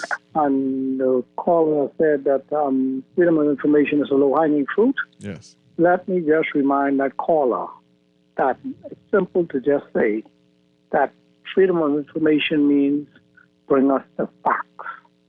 And in law and in common sense, remember that facts are stubborn things. So that sounds great. Facts are certitudes of what it is. When you get the facts and you get the freedom of information, then you're asking for the facts. That's about it. The earlier thing from early this morning with the clip you were playing with the debacle from in Parliament, wasn't that really embarrassing? That sounds like some cognitive fallout someone is having, right? Honestly, I don't know what it is. Yeah, but I mean, you played the clip. I'm in the house, and like you said, you got to move on. But some people just can't. Like they say, some people just are strangers to the truth. Because this election is about truth and trust. And politicians can be very stubborn in their wrongness. Remember the Joe Biden situation, and why they got him to drop out and not run for the presidency. It's not like you're getting ready to go into that sort of field. I wouldn't know, and I wouldn't say that. All I know is this is not abnormal behavior in the realm of politics. Anyway, we're talking about the individual leading the body. I know. You know. Okay, so y'all have a nice day. All right. You too. All right. All right. I'm not going to get into whether our prime minister has cognitive issues. That's neither here nor there. Yeah. Because, like I said, to me, this just seems like a normal in-the-house rant. That's just what you do. Over things that just don't make sense of ranting about. But, Good morning. Good morning, Chester. Good morning, Laverne from Grand Bahama. Good morning. Coming in a little low there, but how you doing? Yeah, we can hear you, and we can hear Laverne. Good. How are you? I'm fine. My concern I called for is a report I saw down in Bimini where tractor began. And I'm still waiting on here on environmental from the minister if they violating it or if they do. Oh, you mean the tractor that was the tractor that was moving rocks or something on the beach? You're coming in Lochester. Oh, I mean, I don't know why. You're talking about the situation with a tractor on a beach moving sand or rocks or something? Yeah. Yeah, that was dealt with. They apparently had a thought, but not during the time that they were doing it, or something like that. So they were spoken to. I don't actually know what. Yeah, because I'm starting to because you're saying the environmentalists get their approval, Apparently, and the good gentleman who reported it say is going to mess up that area. You dig that? Because I remember some of the development in New Providence, and one area. I don't know if you remember it, and it caused out that long walk. You remember that digging? No. When they dig the sand to build a port. Remember when they built the port in Nassau? I remember, yeah. Right, they dig a lot of sand, and it formed a big disaster. Now you see a lot of sand when it high wind and things like that. Yeah. A lot of sand come up. Yeah, but they did talk about it. Yeah. But I'm hoping that it don't affect any area of that. Yeah, I agree. That area, because I'm really concerned about people. We do anything for dollars and cents. Yep. And that's why I believe in a local government system where the community will stop it right away. But I'm happy the gentleman who alert the folks on what's going on. We need more people doing that. Right, you need more people. You gotta protect your country. Absolutely. You can't expect them to take it because some people greedy. Yep. So anything for money. Yep. All right, Chester. All right, thank you. And right now it's Grandmama Figo. Grand Bahama is okay. It's looking good. Yeah, okay. Looking good. That African, that African, they start that yet? Village. Not yet. Not yet. Okay. All right, Chester. Let me say, before I go give my condolence to the Nikki Kelly family. Yes. I don't know if you know about Nikki Kelly. I know you know about Nikki Kelly, but I truly enjoy her writing in the past. She's a soldier of the journalist. Yes. And that's where I get my pitch from, being a post journalist and telling it like it is, balancing the story. And that's what Nikki Kelly did. So we lost a giant. Yeah, absolutely. I'm hopefully that she could be honored in some sort of hero way in these hero award, because I don't know if she ever was honored, but she deserved it in every way. Yeah. And I talk to the family of Nikki Kelly. Give my Absolutely. condolence. Absolutely. I enjoy Nikki Kelly, and I always miss her right. Yep. I'm your Bonkanita. Just have a good day. All right, thanks, Bonkanita. Yeah, condolences to the family of Nikki Kelly. Absolutely. She was a giant in journalism. And she absolutely obliterated one of the first stories I ever wrote in the Tribune. I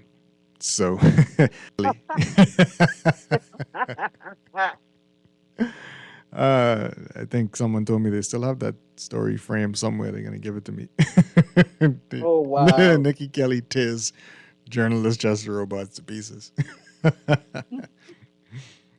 What happened, Chester? Huh? You didn't do your homework? I don't think it was that, it was some of the writing she wasn't happy with. Right. But you know what? That's how you learn, right? Yeah, exactly. You learn, you grow, and you have your takeaways. It doesn't mean that she's a hater, and I'm not saying this to you. I'm just saying this because in this generation, in this time in which we're living, it seems like when people point out stuff and they say stuff, it's always they hate necessarily take value sometimes. And it's true. Sometimes it's good to listen and say, is there any truth to this before we just automatically dismiss it as somebody hating. So exactly. I'm sure from then to now you've grown. You took what she said into consideration and applied it wherever it was applicable. Absolutely. I'm not the only one. If you was in journalism, Nikki Kelly might have given you a little tap on the wrist too in her in her column. Right. So let's try to take this last call before we end the show. Good morning, caller. Welcome to Morning Blend. Caller, you there? No? Okay, I'll finish off these text messages. The person says, I called her trying to sympathize with the PM, but all he's doing is finishing how confused the PM sounds. Okay? Talking about our talk about accounting. This caller certainly is lost. He obviously don't understand accounting and financial statements. Okay? Please tell that caller that any accountant who only reports income and not expenses would be fired so fast that his hip would have to skid marks for weeks. Kindly tell people to not try and explain what Davis is. Okay. Just good morning. That caller is confused. The point is whether the figures were projected or not. The PM said he didn't say what he clearly did say. Right. Mm-hmm. Please cut that caller. He's doing the same thing Davis was doing, muddying the waters. Okay. People like to ask what this government has done. One thing that this PLP has done was to establish good labor practices where employees are given a voice. I don't think I would risk voting F&M because they have never given workers a voice. They always side with the employer. Interesting. Good morning. And yet we have people protesting not almost every day. We've had so many protests about unions protesting and labor issues. But okay. Yeah. All right. We got to most of those. Let me just read this. I don't get this electricity in a Luther thing. The reason we have Pike unexplained today is because of work Pike did for Franklin Wilson. Not work he did for him, but he was part of the investment there. And and they are planning outage again today. So it was planned. Oh, wow. Well, that's good to know. Somebody saying BTC in Grand Bahama for almost 2 weeks has been out. In some area of Grand Bahama with no explanation. So maybe they could address that. I did see a post. I did see a post. Oh, okay. About BTC. All right. Yeah, glad we get that fixed. We got tell that I don't use that. We got Morning Blend Business coming right up. Stick with us. We'll be right back.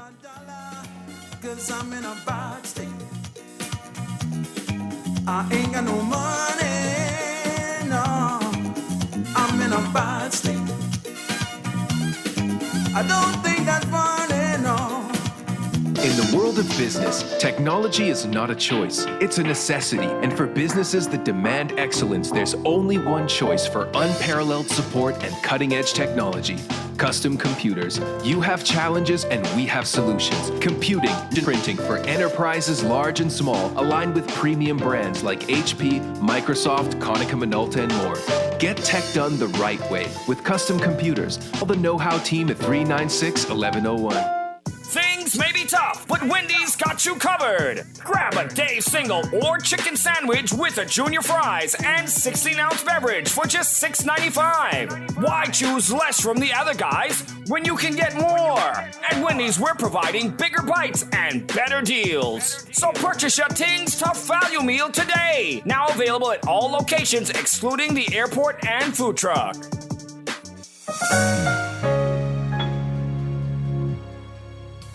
Is your business ready for the next big step? More inventory, new equipment, a larger space? At Fidelity, we offer commercial loans tailored to suit your business's needs. Inquire today. Call 356-7764. Fidelity, we're good for you. This is Guardian Radio 96.9 FM. Streaming on GuardianTalkRadio.com and the Guardian Radio app, Nassau, Bahamas. The views and opinions of the hosts and guests are their own and do not necessarily reflect the views of the management and staff of Guardian Radio. Wake up, it's a new day. Wake up, it's a new day.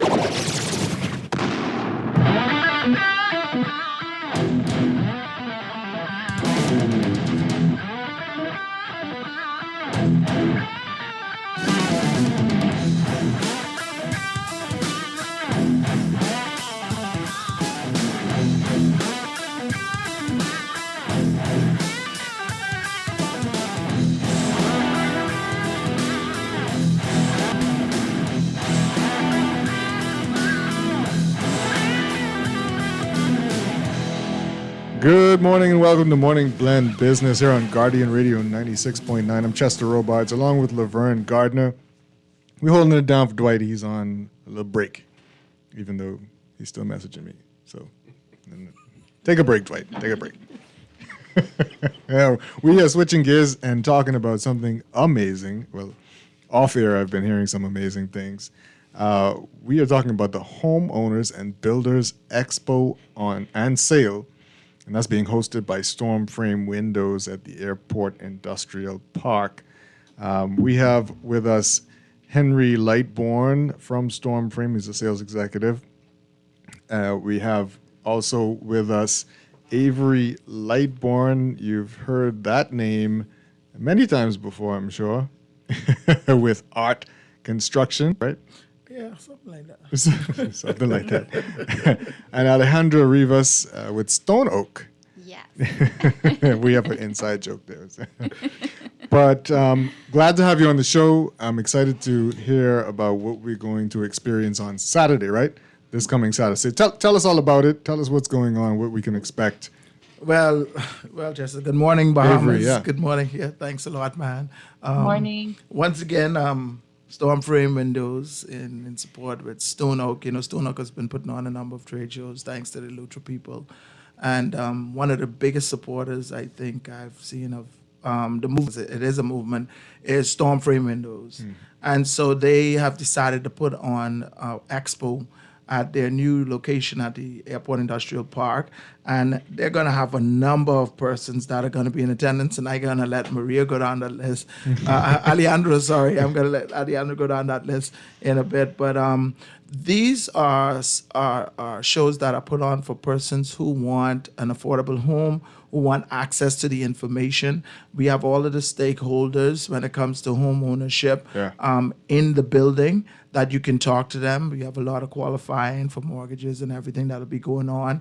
A lot of people have this myth about Storm Frame and, that's expensive or whatever it is. But there is something that they have to realize, the background of it, the type of window it is and the quality that you're getting. Mm-hmm. And when you look at it, when you talk about a bang for your buck, if I have to do something one time and I don't have to go back again, and I have the support behind it, I think that's a better bet with a warranty rather than getting something where I have no kind of warranty. So that's something that I can let Henry talk about too. Mouthful, and you said it, right? Trust in the construction industry and field is very important here. We hear lots of horror stories all the time. All the time, every day. But the key thing with Storm Frame Windows, and good morning, Bahamas, the key thing with Storm Frame Windows, we specialize in windows and doors. We don't sell anything else. All right, and so therefore we understand the engineering, we understand how it is manufactured, the windows and doors. We also import high quality windows and doors from abroad, specifically Florida and some of the South American countries. But the important thing is, when building a home, one of the most important things you can have in your home is a good quality window and a good quality door. If not, you are vulnerable. And there are people going on, and I said this to you before, there are two types of windows. The hurricane-proof windows and the hurricane impact windows. Right. Storm Frame Windows sells hurricane impact windows. Right. I always tell people, as a little joke, if you have hurricane-proof windows with hurricane impact windows, you'll be safe. Our windows are rated to Category 5. And just a little history. We've been in business now 25 years. We moved from our humble beginnings in Palmdale, where we had maybe about 4,000 or 5,000 square feet of showroom and right, I remember what it is, manufacturing. But we've moved to our new digs out at the Airport Industrial Park, where it's 14,000 square feet, and we have samples of various types of windows, various types of doors you can touch and feel and what have you. And what is so interesting about the show, because we've partnered with Stone Oak Bahamas, we are also offering some discounts on windows and doors. So we are encouraging, it's going to be from 10 o'clock to 5 p.m. on Saturday. So lots of time to get there. And, yes, and you can meet some of our salespeople and they'll be able to show you everything. I'll be there too. Excellent, excellent. Buenos días a todos. Buenos días, damas. Alejandra. Well, what a better plan, right? On Saturday from 10 to 5, just go there, show up if you are building your house, doing renovations. So we encourage you to bring also your job letter, your pay slip, and your BPL bill, because there is going to be a lot of opportunities for financial. So Stone Oak Bahamas Energy Solutions, so he's bringing this Expo 2. So it's a great opportunity for you to get familiar with the solar panels and also with all the vendors that they are going to show. So what a better plan, no? What a better plan to go there, show. And also, there is going to be great panels, okay, with the speakers. And we can talk about the core renewable energy to give the best price for the solar and backup batteries. All right. For people not familiar with Stone Oak, just give us a little bit of information about what Stone Oak is. Well, Stone Oak is a development company. And let me tell you, they're comprised of persons who can do real estate, the lawyers. They almost put like the package together for you to own a home. Right. So they're a developer, just like any other developer that you see, but they package it all in one. So they get the banks involved, insurance companies involved, they get water and sewage involved, Ministry of Housing involved. They have all of the contractors involved, like you see from Storm Frame and everything else. So they've managed to put together this collab. Of course, you know, I sell the fiberglass rebar. Yeah. So we're going from ground up, meaning from the start, from the foundation. Yeah. But in the whole build out of it, we're looking at the sustainable ways to build the houses cost effectively, that is quality, that will last. So if you have to pay a couple of dollars more on the front end, I guarantee you that maintenance is our biggest expense when owning a home. When you own a home, right away, that the value of that home, that's it. That's your home, that's your house. Yeah. You don't have income coming in, that's a liability. Yeah. But you can make it an asset if you put the right materials in it, because that may just be your first home. You may want to move out of that, but at least own the first one. Right. So if you put the quality products inside there for it to last, that will later on become an investment, right? And if you can afford it with these prices, like you're talking $152,000 for a 2-bedroom, 2-bath. Now I gotta go and see how this works out and see if I can qualify, because I'll put it as an investment property. So who's putting that number out there? And 175 for the 3, but you wait for me to finish. 175,000 for the 3-bedroom, 2-bath. Stone Oak is putting the number. Stone Oak is the developer. They are putting the number out there. Come out and find out how this is possible. All right? Yeah, because Bahamians ain't never heard of that. On New Providence, or that's the family islands? Well, here's the deal, Chester. Yeah. There are still here. Yeah. There are people who would sacrifice and make things happen. Myself, Storm Frame Windows, you see us here. Stone Oak, they are also the proprietors of the solar panels. So when you get to the point where you get these persons or stakeholders sold on a thing that would increase the value of life for another person, then it becomes easy, because now we all could put that together and it makes us look good too. It's a give back. We don't have to give back all the rest of our life, but for us to get this initiative together and for persons to take advantage of it, I say go and venture out. Take advantage of the opportunity. If they said that, if it's on paper, I only repeat what was reiterated to me, that this could happen for $175,000. They can get you in a home. And Stone Oak has put their letterhead on it. Go out and find out what that entails. And if there's some more details and you say, that's how they do it, then go and find that out. But you can't find it out unless you come out to see it. Yeah. I want to ask you about, I know Avery mentioned making that investment on the front end. Henry, what else does a good window kind of help you with? I understand that heating and cooling, even though we don't do heating, but they could really help with that as well. All right. Imagine you are in a neighborhood and your neighbors are basically always the party animals. Yeah. and the music is up and what have you. All you do is close your windows and it'll reduce the decibel level or the sound maybe about 80%. Wow. I have experience with this. There's a place across the lake that has big, if you have your windows open, it seems as if the DJ is right there. Right. In addition to that, air conditioning. Yeah. Your air conditioning units work much more efficiently because of the way we structure or manufacture our windows. They are tight seals, so no air is coming in or out. And so your air conditioning units, once they reach that optimum temperature, it will shut off. And these are the sorts of things that we also we promote with regard to our windows. Right.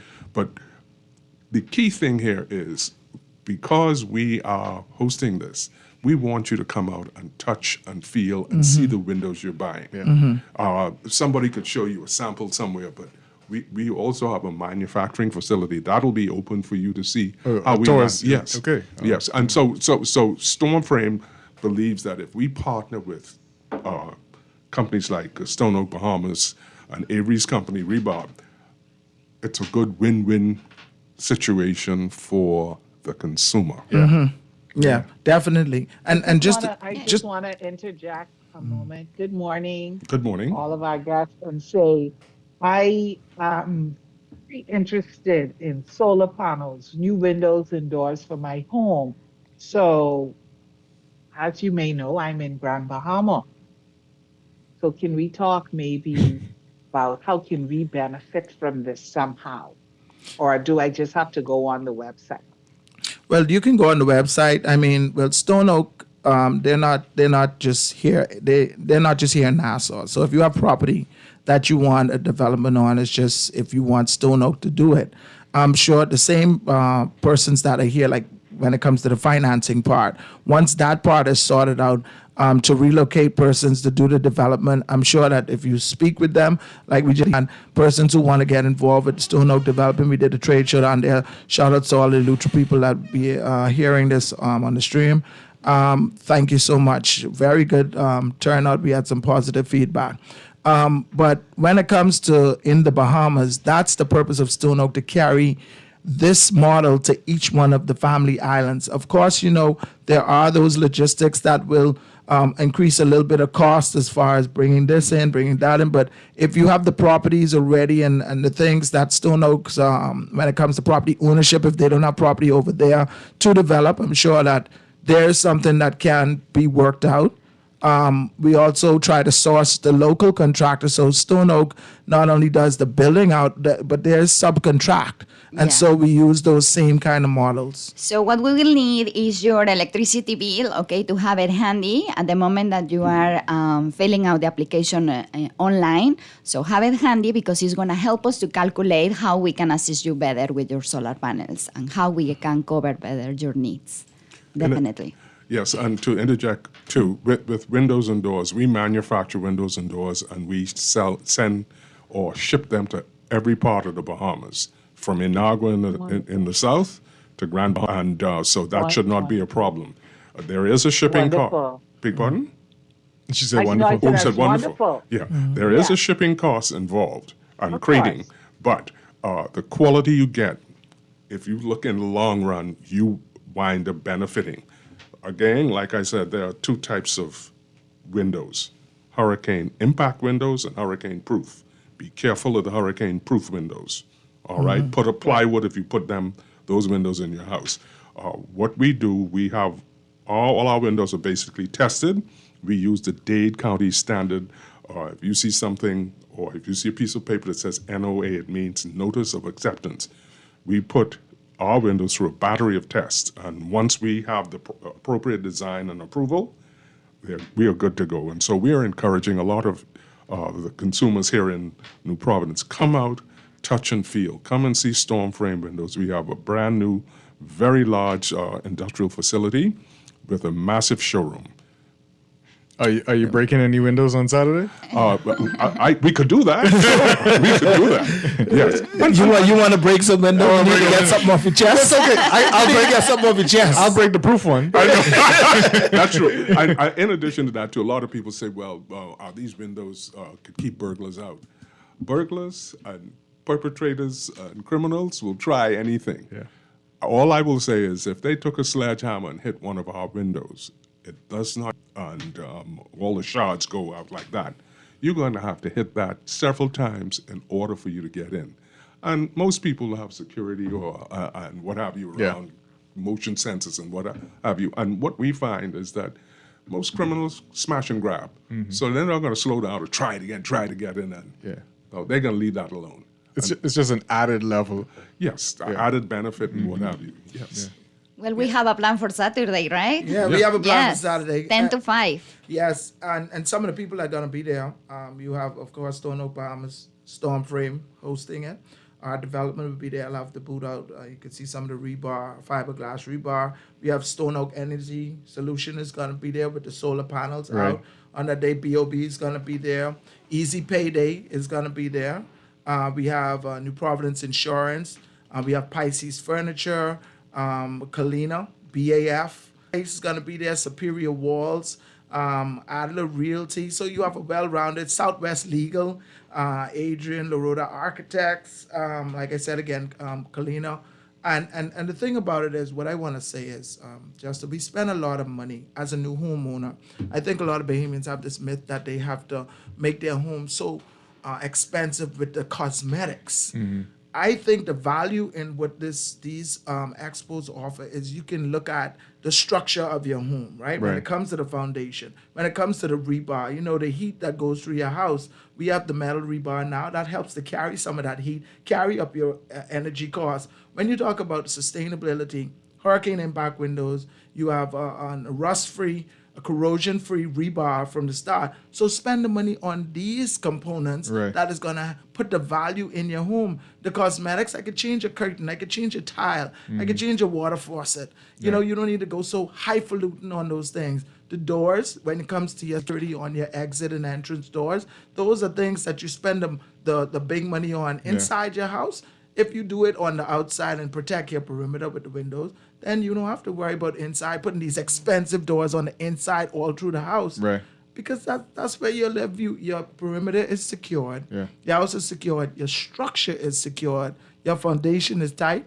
And I think the rest is history. No, you forget something super important. Go that ahead, we are being environmental friendly. Absolutely. Okay? Because all the products that we are offering is going to help the environment. Absolutely. And to protect the beautiful Bahamas. Oh, yeah. Yeah. Our waters are very important. Yeah, I was going to ask you to tell us a little bit about the rebar. The rebar, for those who have experienced it, the contractors who have worked with it, they're not going back.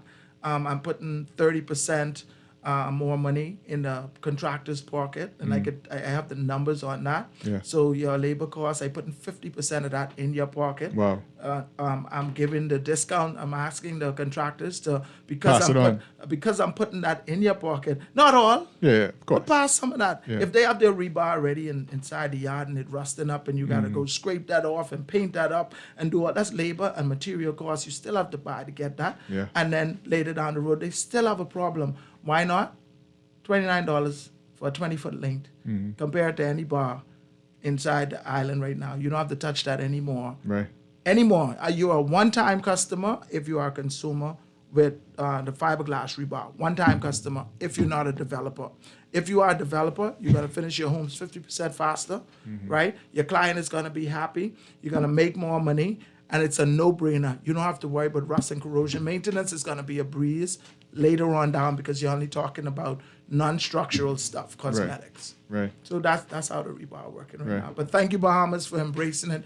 Thank you to all the contractors. Yeah, and just to add to that too, I didn't mention, or I think I mentioned earlier, but we have some fantastic discounts on windows and doors. Come us between now and the 13th of this month. You will be able to get some really fantastic windows and doors at very, very good prices. Yeah, that's why it goes sale, right? That's why we call it a sale. Exactly. And you come out and speak to one of our sales representatives, and we should be able to get you some fantastic windows that you don't have to worry about.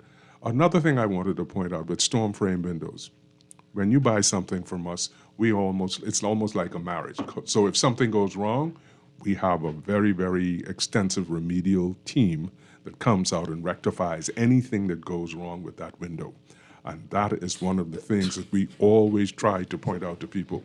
Yeah. When some companies sell you the package with windows and doors, they never tell you where the windows come from. You see, and that's something. If something goes wrong, and they say, well, the storm frame, you call.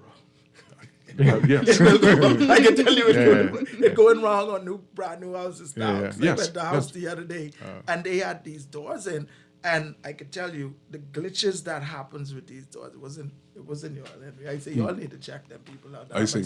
No, but the bottom line basically is we stand by our products. We're giving fantastic discounts. We want you to come out and see our new digs.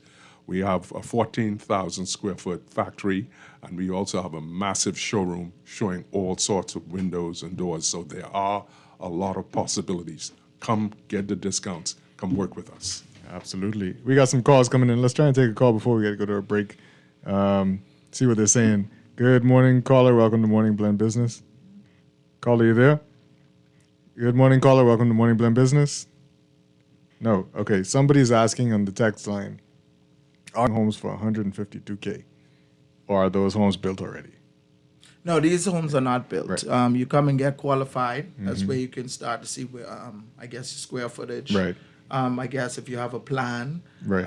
Stone may have plans already of the model homes. I'm Right. sure that they already spec'd it out of the model homes that they're gonna use. So if you have a plan for a home, you haven't quite, explored how you're gonna do it yet, and you want to start somewhere, I guess this is the time to explore. So, Yes, they need to yeah. bring the job letter, the pay slip, and Yeah. all the documents that they will need, and Yeah. also the electricity bill if So you they can want to get- qualify. So they can get the process started. Yes, exactly. Yeah, but the deals won't end on Saturday, right? I know Henry mentioned that if you have a conversation by the 13th, you could get some good Yes, deals. if you make a deposit by the 13th, you will get deals of roughly 7%.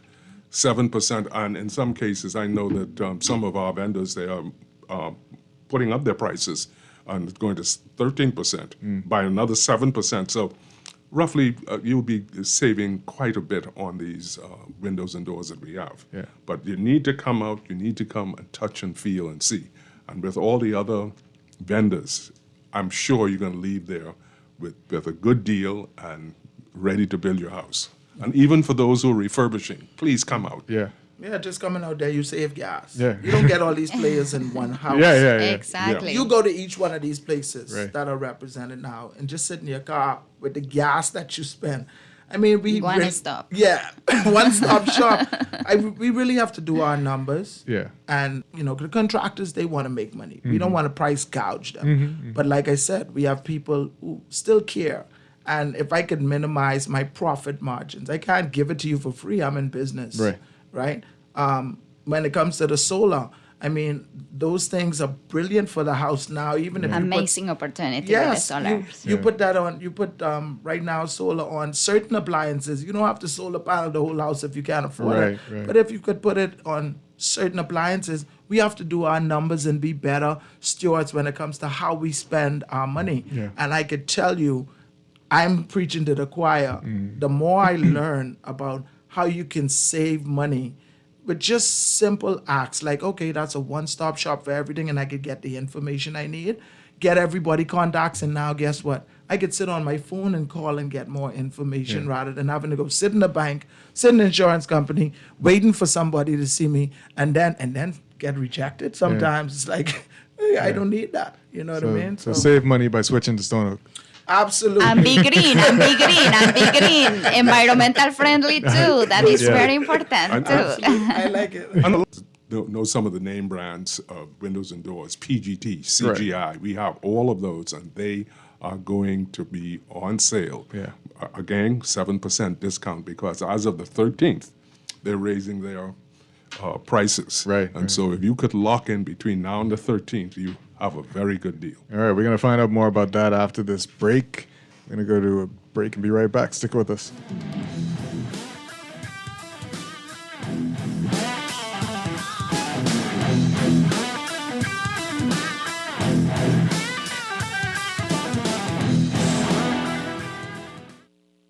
At CFAL, we understand that a secure future is the greatest gift you can give your employees. That's why our tailor-made group pension solutions are designed to fit the needs of both large and small companies. With CFAL, you can provide the retirement you and your employees deserve, ensuring peace of mind and financial stability for years to come. Join the many businesses that have already entrusted CFAL to create the right pension plan for their employees, and let us help you build a brighter future for your team. Visit us at cfal.com to get started on building wealth so you can live well.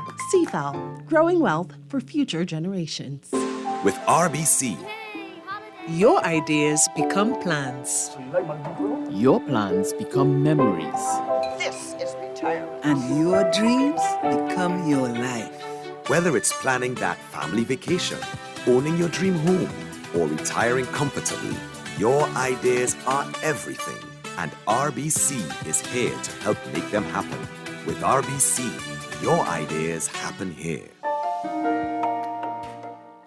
Shop early to get your uniforms and get Janae's Uniform Center's buy 4 get 1 free sale. Pre-monogrammed and regular school shirts, dry fit and cotton polos, jumpers, skirts, boys long and short pants, PE shorts, underclothes, tights, socks, neckties, belts, sleeping mats, hair accessories and character work desk. Get 50% off backpacks, lunch. Buy 4 school shirts, get 1 free. Buy 2 skirts, jumpers or pants, get the third 50% off. Need embroidery and monogramming done? Visit Janae's Uniform Center early. Beat the back to school rush. Janae's Chesapeake Road back to school special. Restrictions apply. Tell them. You work hard for your money, so let your money work hard for you. With as little as $1,000 to start, you can watch your money grow by investing in CFAL's Bahamian dollar and US dollar mutual funds, each tailored to match your unique investment profile. Our expert advisors are dedicated to crafting personalized investment strategies to help you achieve your financial goals. Don't miss out on the chance to earn higher returns on your hard-earned money. Join the thousands of investors who trust CFAL and start your journey toward financial freedom today. Visit us at cfal.com to learn more about our saving and investment options. And let us help you build wealth so you can live well. CFAL, growing wealth for future generations.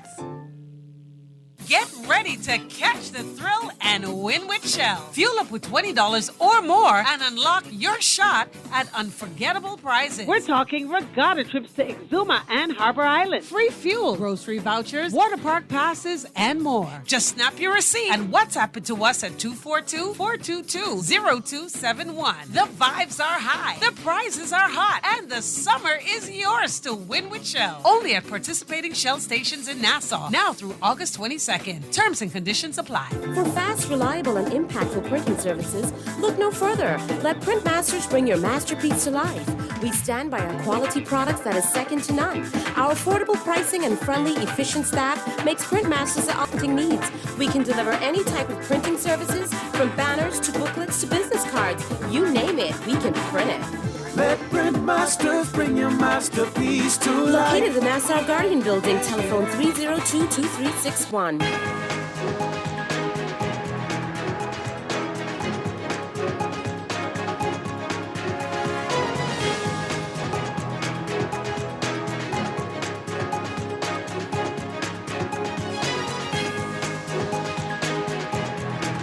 It's time for your morning business report here on the Guardian News Network. It's brought to you by CFAL.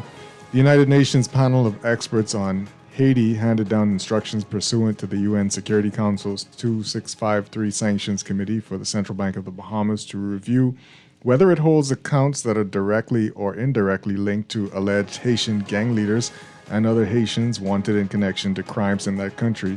That's according to a statement released by the central bank. The central bank statement explained that it received a special notice and direction from the Office of the Attorney General pursuant to Section 3A of the International Obligations Amendment Act 2019 and Resolution 2653. The central bank said it now requires all of its supervised financial institutions licensed in the Bahamas as, quote, a matter of high priority to review their client records to determine if any of the alleged Haitian gang leaders and other Haitians hold funds or any other financial assets or economic resources in their institutions. The names listed in the central bank statement include Jimmy Cherezier, aka Barbecue, Andre Johnson, aka Izzo, Joseph Wilson, Vitel Home Innocent, Victor Profane, Ilan Luxon, and Renel Destina. The central bank statement explains that SFIs should investigate whether the names listed, which appear on a sanctions list, or anyone acting on their behalf control any assets within institutions in the Bahamas. And back to school, back on Chinese goods by the Trump administration by having all of his stock in place ahead of the back-to-school summer rush.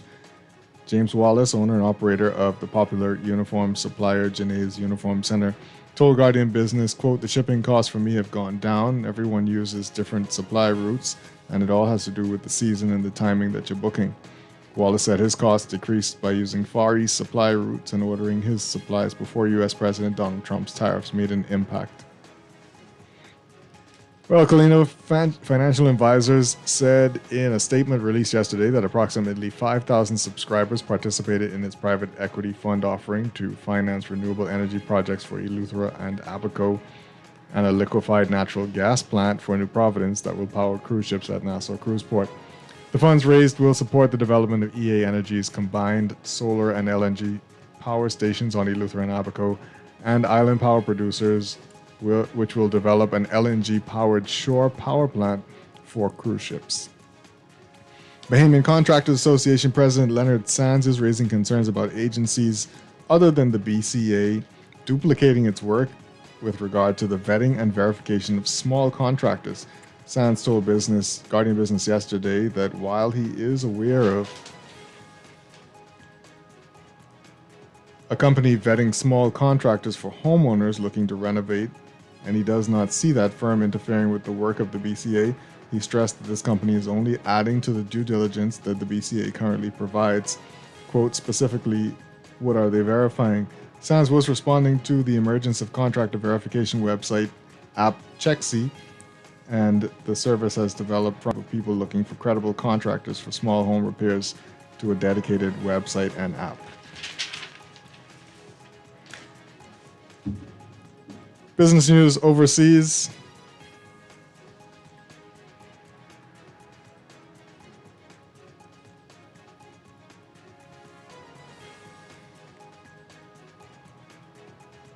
President Donald Trump said Wednesday he will impose a 100% tariff on computer chips, raising the specter of high prices for electronics, autos, household appliances, and other essential products dependent on the processors powering the digital age. Trump said, quote, "We'll be putting a tariff on approximately 100% and semiconductors, but if you're building in the United States of America, there's no charge." The announcement came more than 3 months after Trump temporarily exempted most electronics from his administration's most onerous tariffs. The Republican president said companies that make computer chips in the U.S. would be spared the import tax during the COVID-19 pandemic. A shortage of computer chips increased the price of autos and contributed to higher inflation.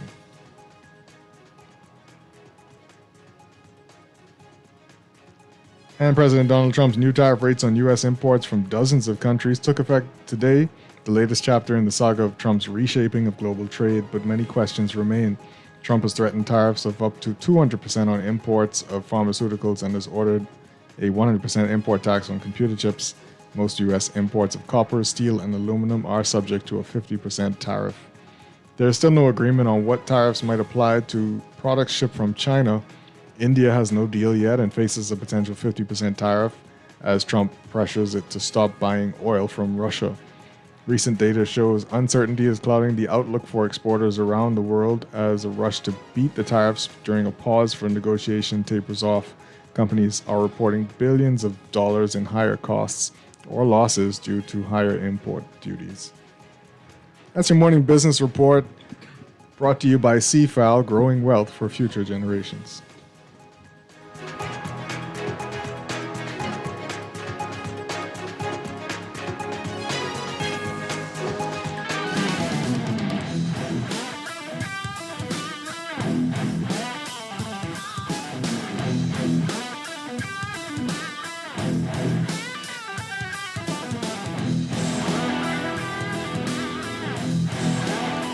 Good morning and welcome back to Morning Blend Business here on Guardian Radio 96.9. I'm Chester Robards along with Laverne Gardner, and we are having a conversation about the upcoming Homeowners and Builders Expo and Sale. That is happening on Saturday over at Stormframe Windows in Airport Industrial Park.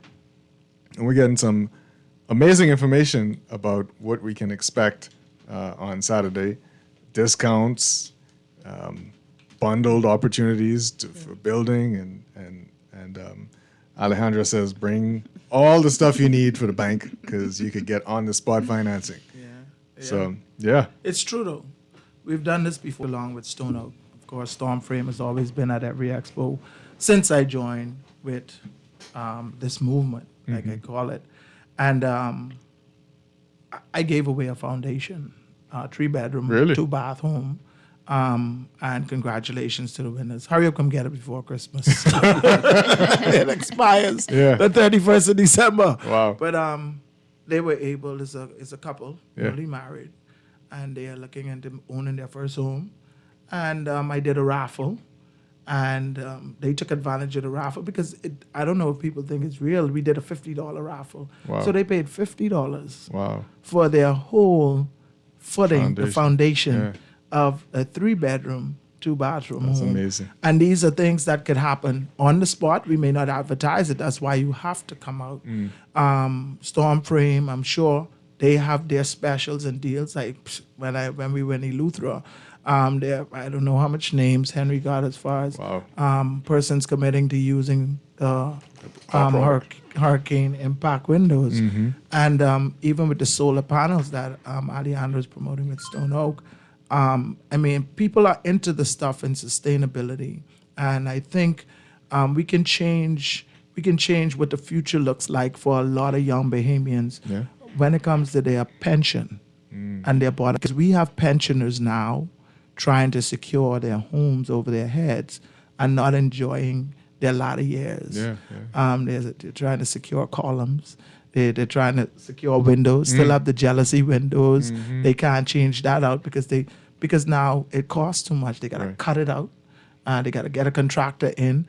And kudos to Renaissance BCA when it comes to vetting the contractors and creating that. I think they had a meeting. I'm a part of BCA, by the way, and so is Alejandra. And we had a meeting with the Prime Minister. It was very fruitful. We hope that what was discussed there is carried out because it will be very good for the industry and it will be very good for Bahamians and persons who are building in the future.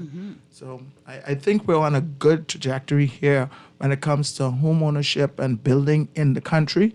We just need to continue it and keep pushing the envelope on sustainability. Yeah, and if I just could add to that too, people who are now refurbishing, right now in the Caribbean and in the whole region, there are tropical disturbances, and they will only increase. We have stock windows that you come in, you will get discounts left, right, and center. Come out, touch and feel, let us smash a couple of windows for you. But the key thing is secure your homes. We have excellent doors, excellent windows, all certified. Yeah. Absolutely. Well, not only that, if you already own a house and you want to do renovation, solar panels is a very good opportunity, right? An option. Just you need to bring your electricity bill and we will be happy to assist with the calculation. This is very important. Yeah, it is. Bring electricity bills. Yes. See what you're missing. Exactly. Dynamics and what you say. Yes. Oh, boy. Yeah, but there is that. You will see all the savings, too. I wanted to ask about the myth, too, about the batteries. Talk about the batteries, too, with the solar panels. Because I think that was one thing that I've been asked when it comes to solar panels. Oh, the batteries are expensive. So So I wanna. I know that people have that perception that solar is not real, right? It's not a real savings. But if you do come out, I'm sure you're gonna get patient. Definitely, and also opportunities, to start with all the banks that they are gonna be there. Right. Definitely, it's gonna be a good opportunity because it's an investment and then a long-term savings. So is Saturday about closing a deal on Saturday, or is it about starting a relationship? I think it's both. Because if Alejandro tells you bring your Yes. bring your documents, your government things, your passport, your job letter. So it's about qualifying. We have had on the spot qualifying. The persons in this circle or in this movement, all the stakeholders, the banks, insurance companies, they're doing this regularly. These these shows are going on regularly to encourage home ownership.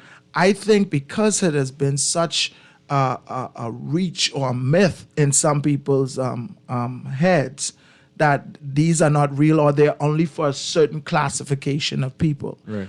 They don't come out and they don't have time for it.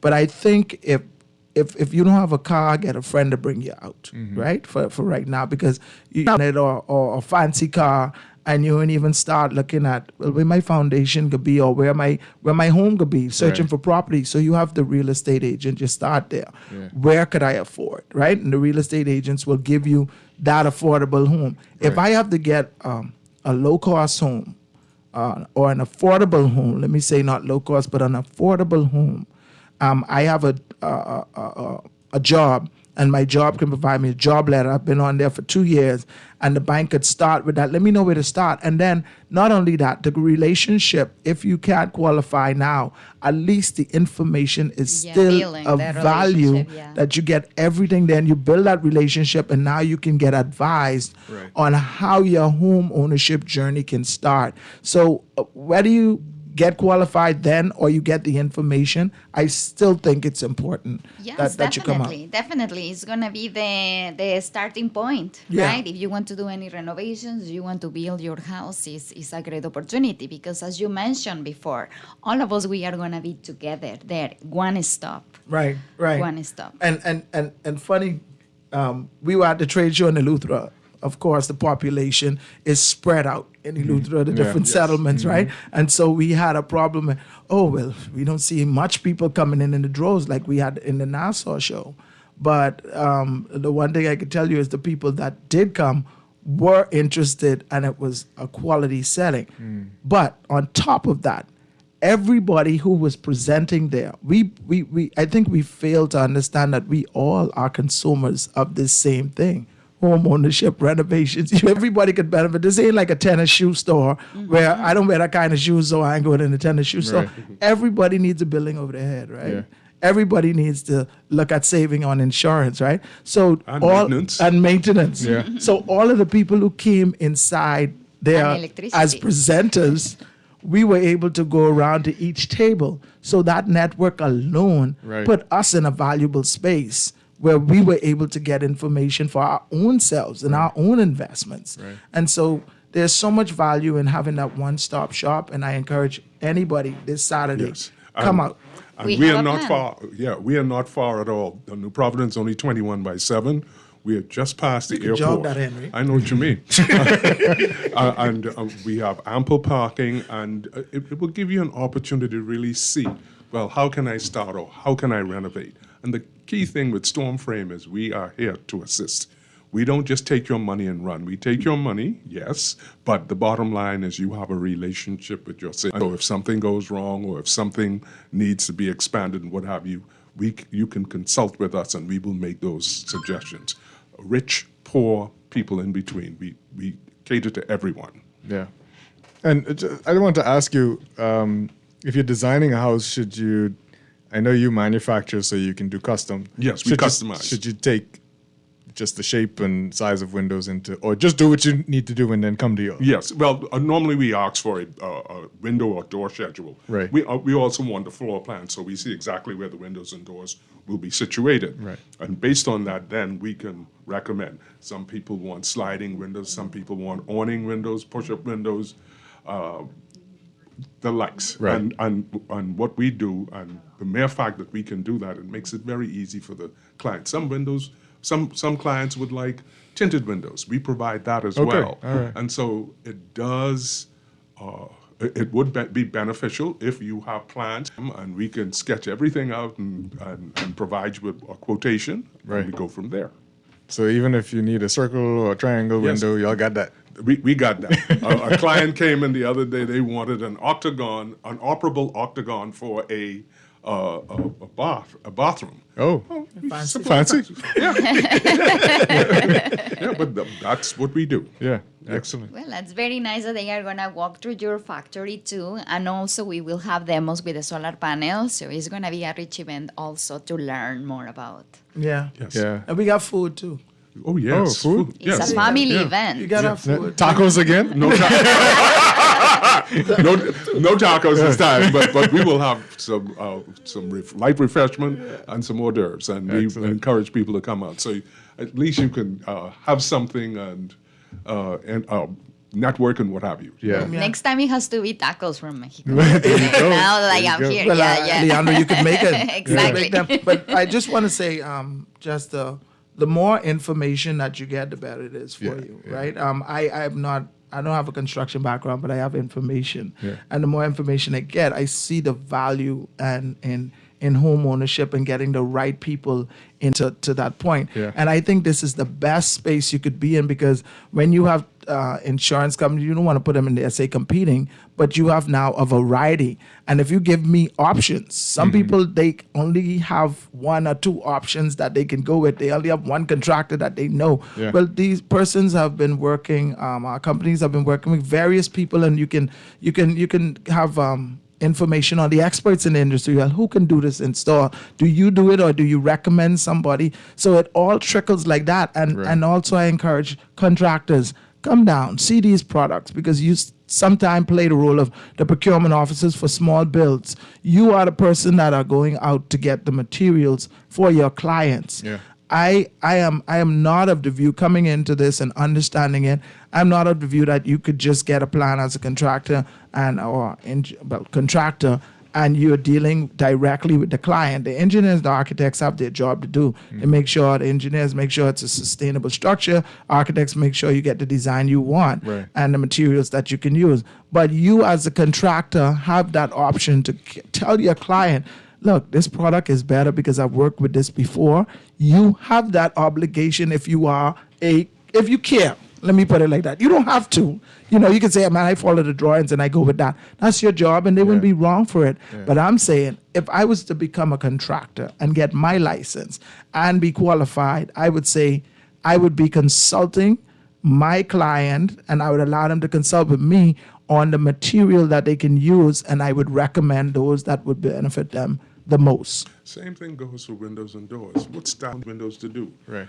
Et cetera, et cetera. If you're building on the ocean, it's a different ball game altogether. If you're building inland, different ball game, another ball game. Right. Yeah. But the key thing is knowing what they say in finance, KYC, know your customer, or something like that. Yeah. Well, we do the same thing. We want to know so that when we put our estimate together for you, you could understand. And what we try to do is to break down by elevation, the different sides of the house, the types of doors. We break that down so you understand exactly what you're going to get. Right. Yeah. Yeah. Excellent. Storm frame windows, we out there. Come on down. I mean, it sounds like it. Yeah. Yeah, you gotta get. You ain't at your house yet, right? No. Okay. I mean, y'all talking some you good look- stuff over there. Well, I got to come out from 10 to 5 the whole time. Well, I think from 10 to 5, even if you get there by 9:30, you might get more information. That's right. Because you could get them whilst they setting That's up true. or putting up stuff, and you may be able to get it in. So I mean, And I could get the breakfast. well, Yes, exactly. Well, I hope that. And there's not going to be tacos, okay? No tacos So- for breakfast. Yeah. But I like I said, I encourage everyone to come. If you need to call or find out Stormframe, if you Yes. have some numbers you want to give. Well, the number you can call, a very simple number, 325-6633. 325-6633. You can call them now and they can give you information on what's going to happen tomorrow. So, looking forward to seeing everybody there. Tomorrow? Not tomorrow, Saturday. Saturday. Oh, If they're doing 2 If- days. No. Saturday. If you come to Stormframe tomorrow, they still get happy out. You can still have me out. Oh, I yeah. got that. But it's Saturday. I'm thinking that this is Friday. But Yeah. no, Saturday. So you have all day tomorrow to get all your documents ready Yeah. Right. to Yeah. print your electricity bill. That is very important for the solar panels, and we will be very happy to assist. Yeah, Yes. yeah, absolutely. And just tell us again, time, place, and what people are to expect. Well, you have, again, the industrial park. That's the airport industrial park. So you go past the airport. right? You have to go far past the airport. The industrial park is going to be on your right. Right, yes. And where do they go from there when they come? Well, when, they go to the right? when you get into the main entrance, you take the first right and then the left pass, and I'm giving a shout out to Blue Water, and you go up to the T junction, and make the right, and we are the big blue building with red trim on the left. Right. That's how we give yes. directions around here. You got to Yes. give some landmarks. Yes. Yeah, but the because- airport industrial park, Yeah. and It's pretty familiar. 10 a.m. to 5 p.m. So Right. you have quite the whole day to come down. Yeah, and anybody interested in becoming a homeowner, again, BOB will be there. Bring your job letter, pay slip to qualify. Renovating, Easy Pay will be doing a on-the-spot financing. Easy Pay will be doing that. All exhibitors will be having a sale on their items. The paint place is going to be there. Oh yeah, too. the paint will be expensive. Yeah, I yeah, just, yeah. I just realized how much money you could spend on paint. Yeah. And paint has a certain value to it because of the quality of paint, right? Because Yeah, the rain right. could wash it off. I didn't know paint was that expensive. Yeah. But the paint place will I've be heard there. this. But the paint place is giving some good discounts down there. We have paint furniture. We have the solar panels, of course. Stone Oak will have their solar panels there. We have backup batteries and windows and doors are going to be there, of course. Stone Oak will be offering their affordable. You can get a 2-bed. I can say this slow. Stone Oak will be offering their affordable. You can get a 2-bed, 2-bath for $152,000. Music to people's ears. 3-bed, 2-bathroom for $175,000. You can't beat that. I mean, I don't know. I got to pinch myself. I pinching myself now. But I got to call her early, see if I can get something. Because I put my voice behind this, so it's like, okay. But contractors come out. Get your discounts. We have a plan. contractors. We have a plan for Saturday. Yes. We encourage young people to come out too and see what's there. Because a lot of people are saying, well, things are not affordable, and we can't find property, we can't find homes to buy and what have you. Yeah. The realtors are there. Yeah. And Yeah. of course, we got some fantastic windows and doors and stone Excellent. frame windows. Excellent. Yeah. That number again is 325-6633. You can call for information about the show. Excellent. That's our show for today. Thank you, Thank Avery, you. Henry, See you Alejandra. Saturday. Yes, see you on Saturday. Come out. And thank you, Laverne, for being with us here. Always a pleasure. Thank you. Excellent. I will see you tomorrow. Laverne, give me a call, please. There you go. I will see you tomorrow. Have a great day. God bless. And On the Clock with Aaron Green is up next.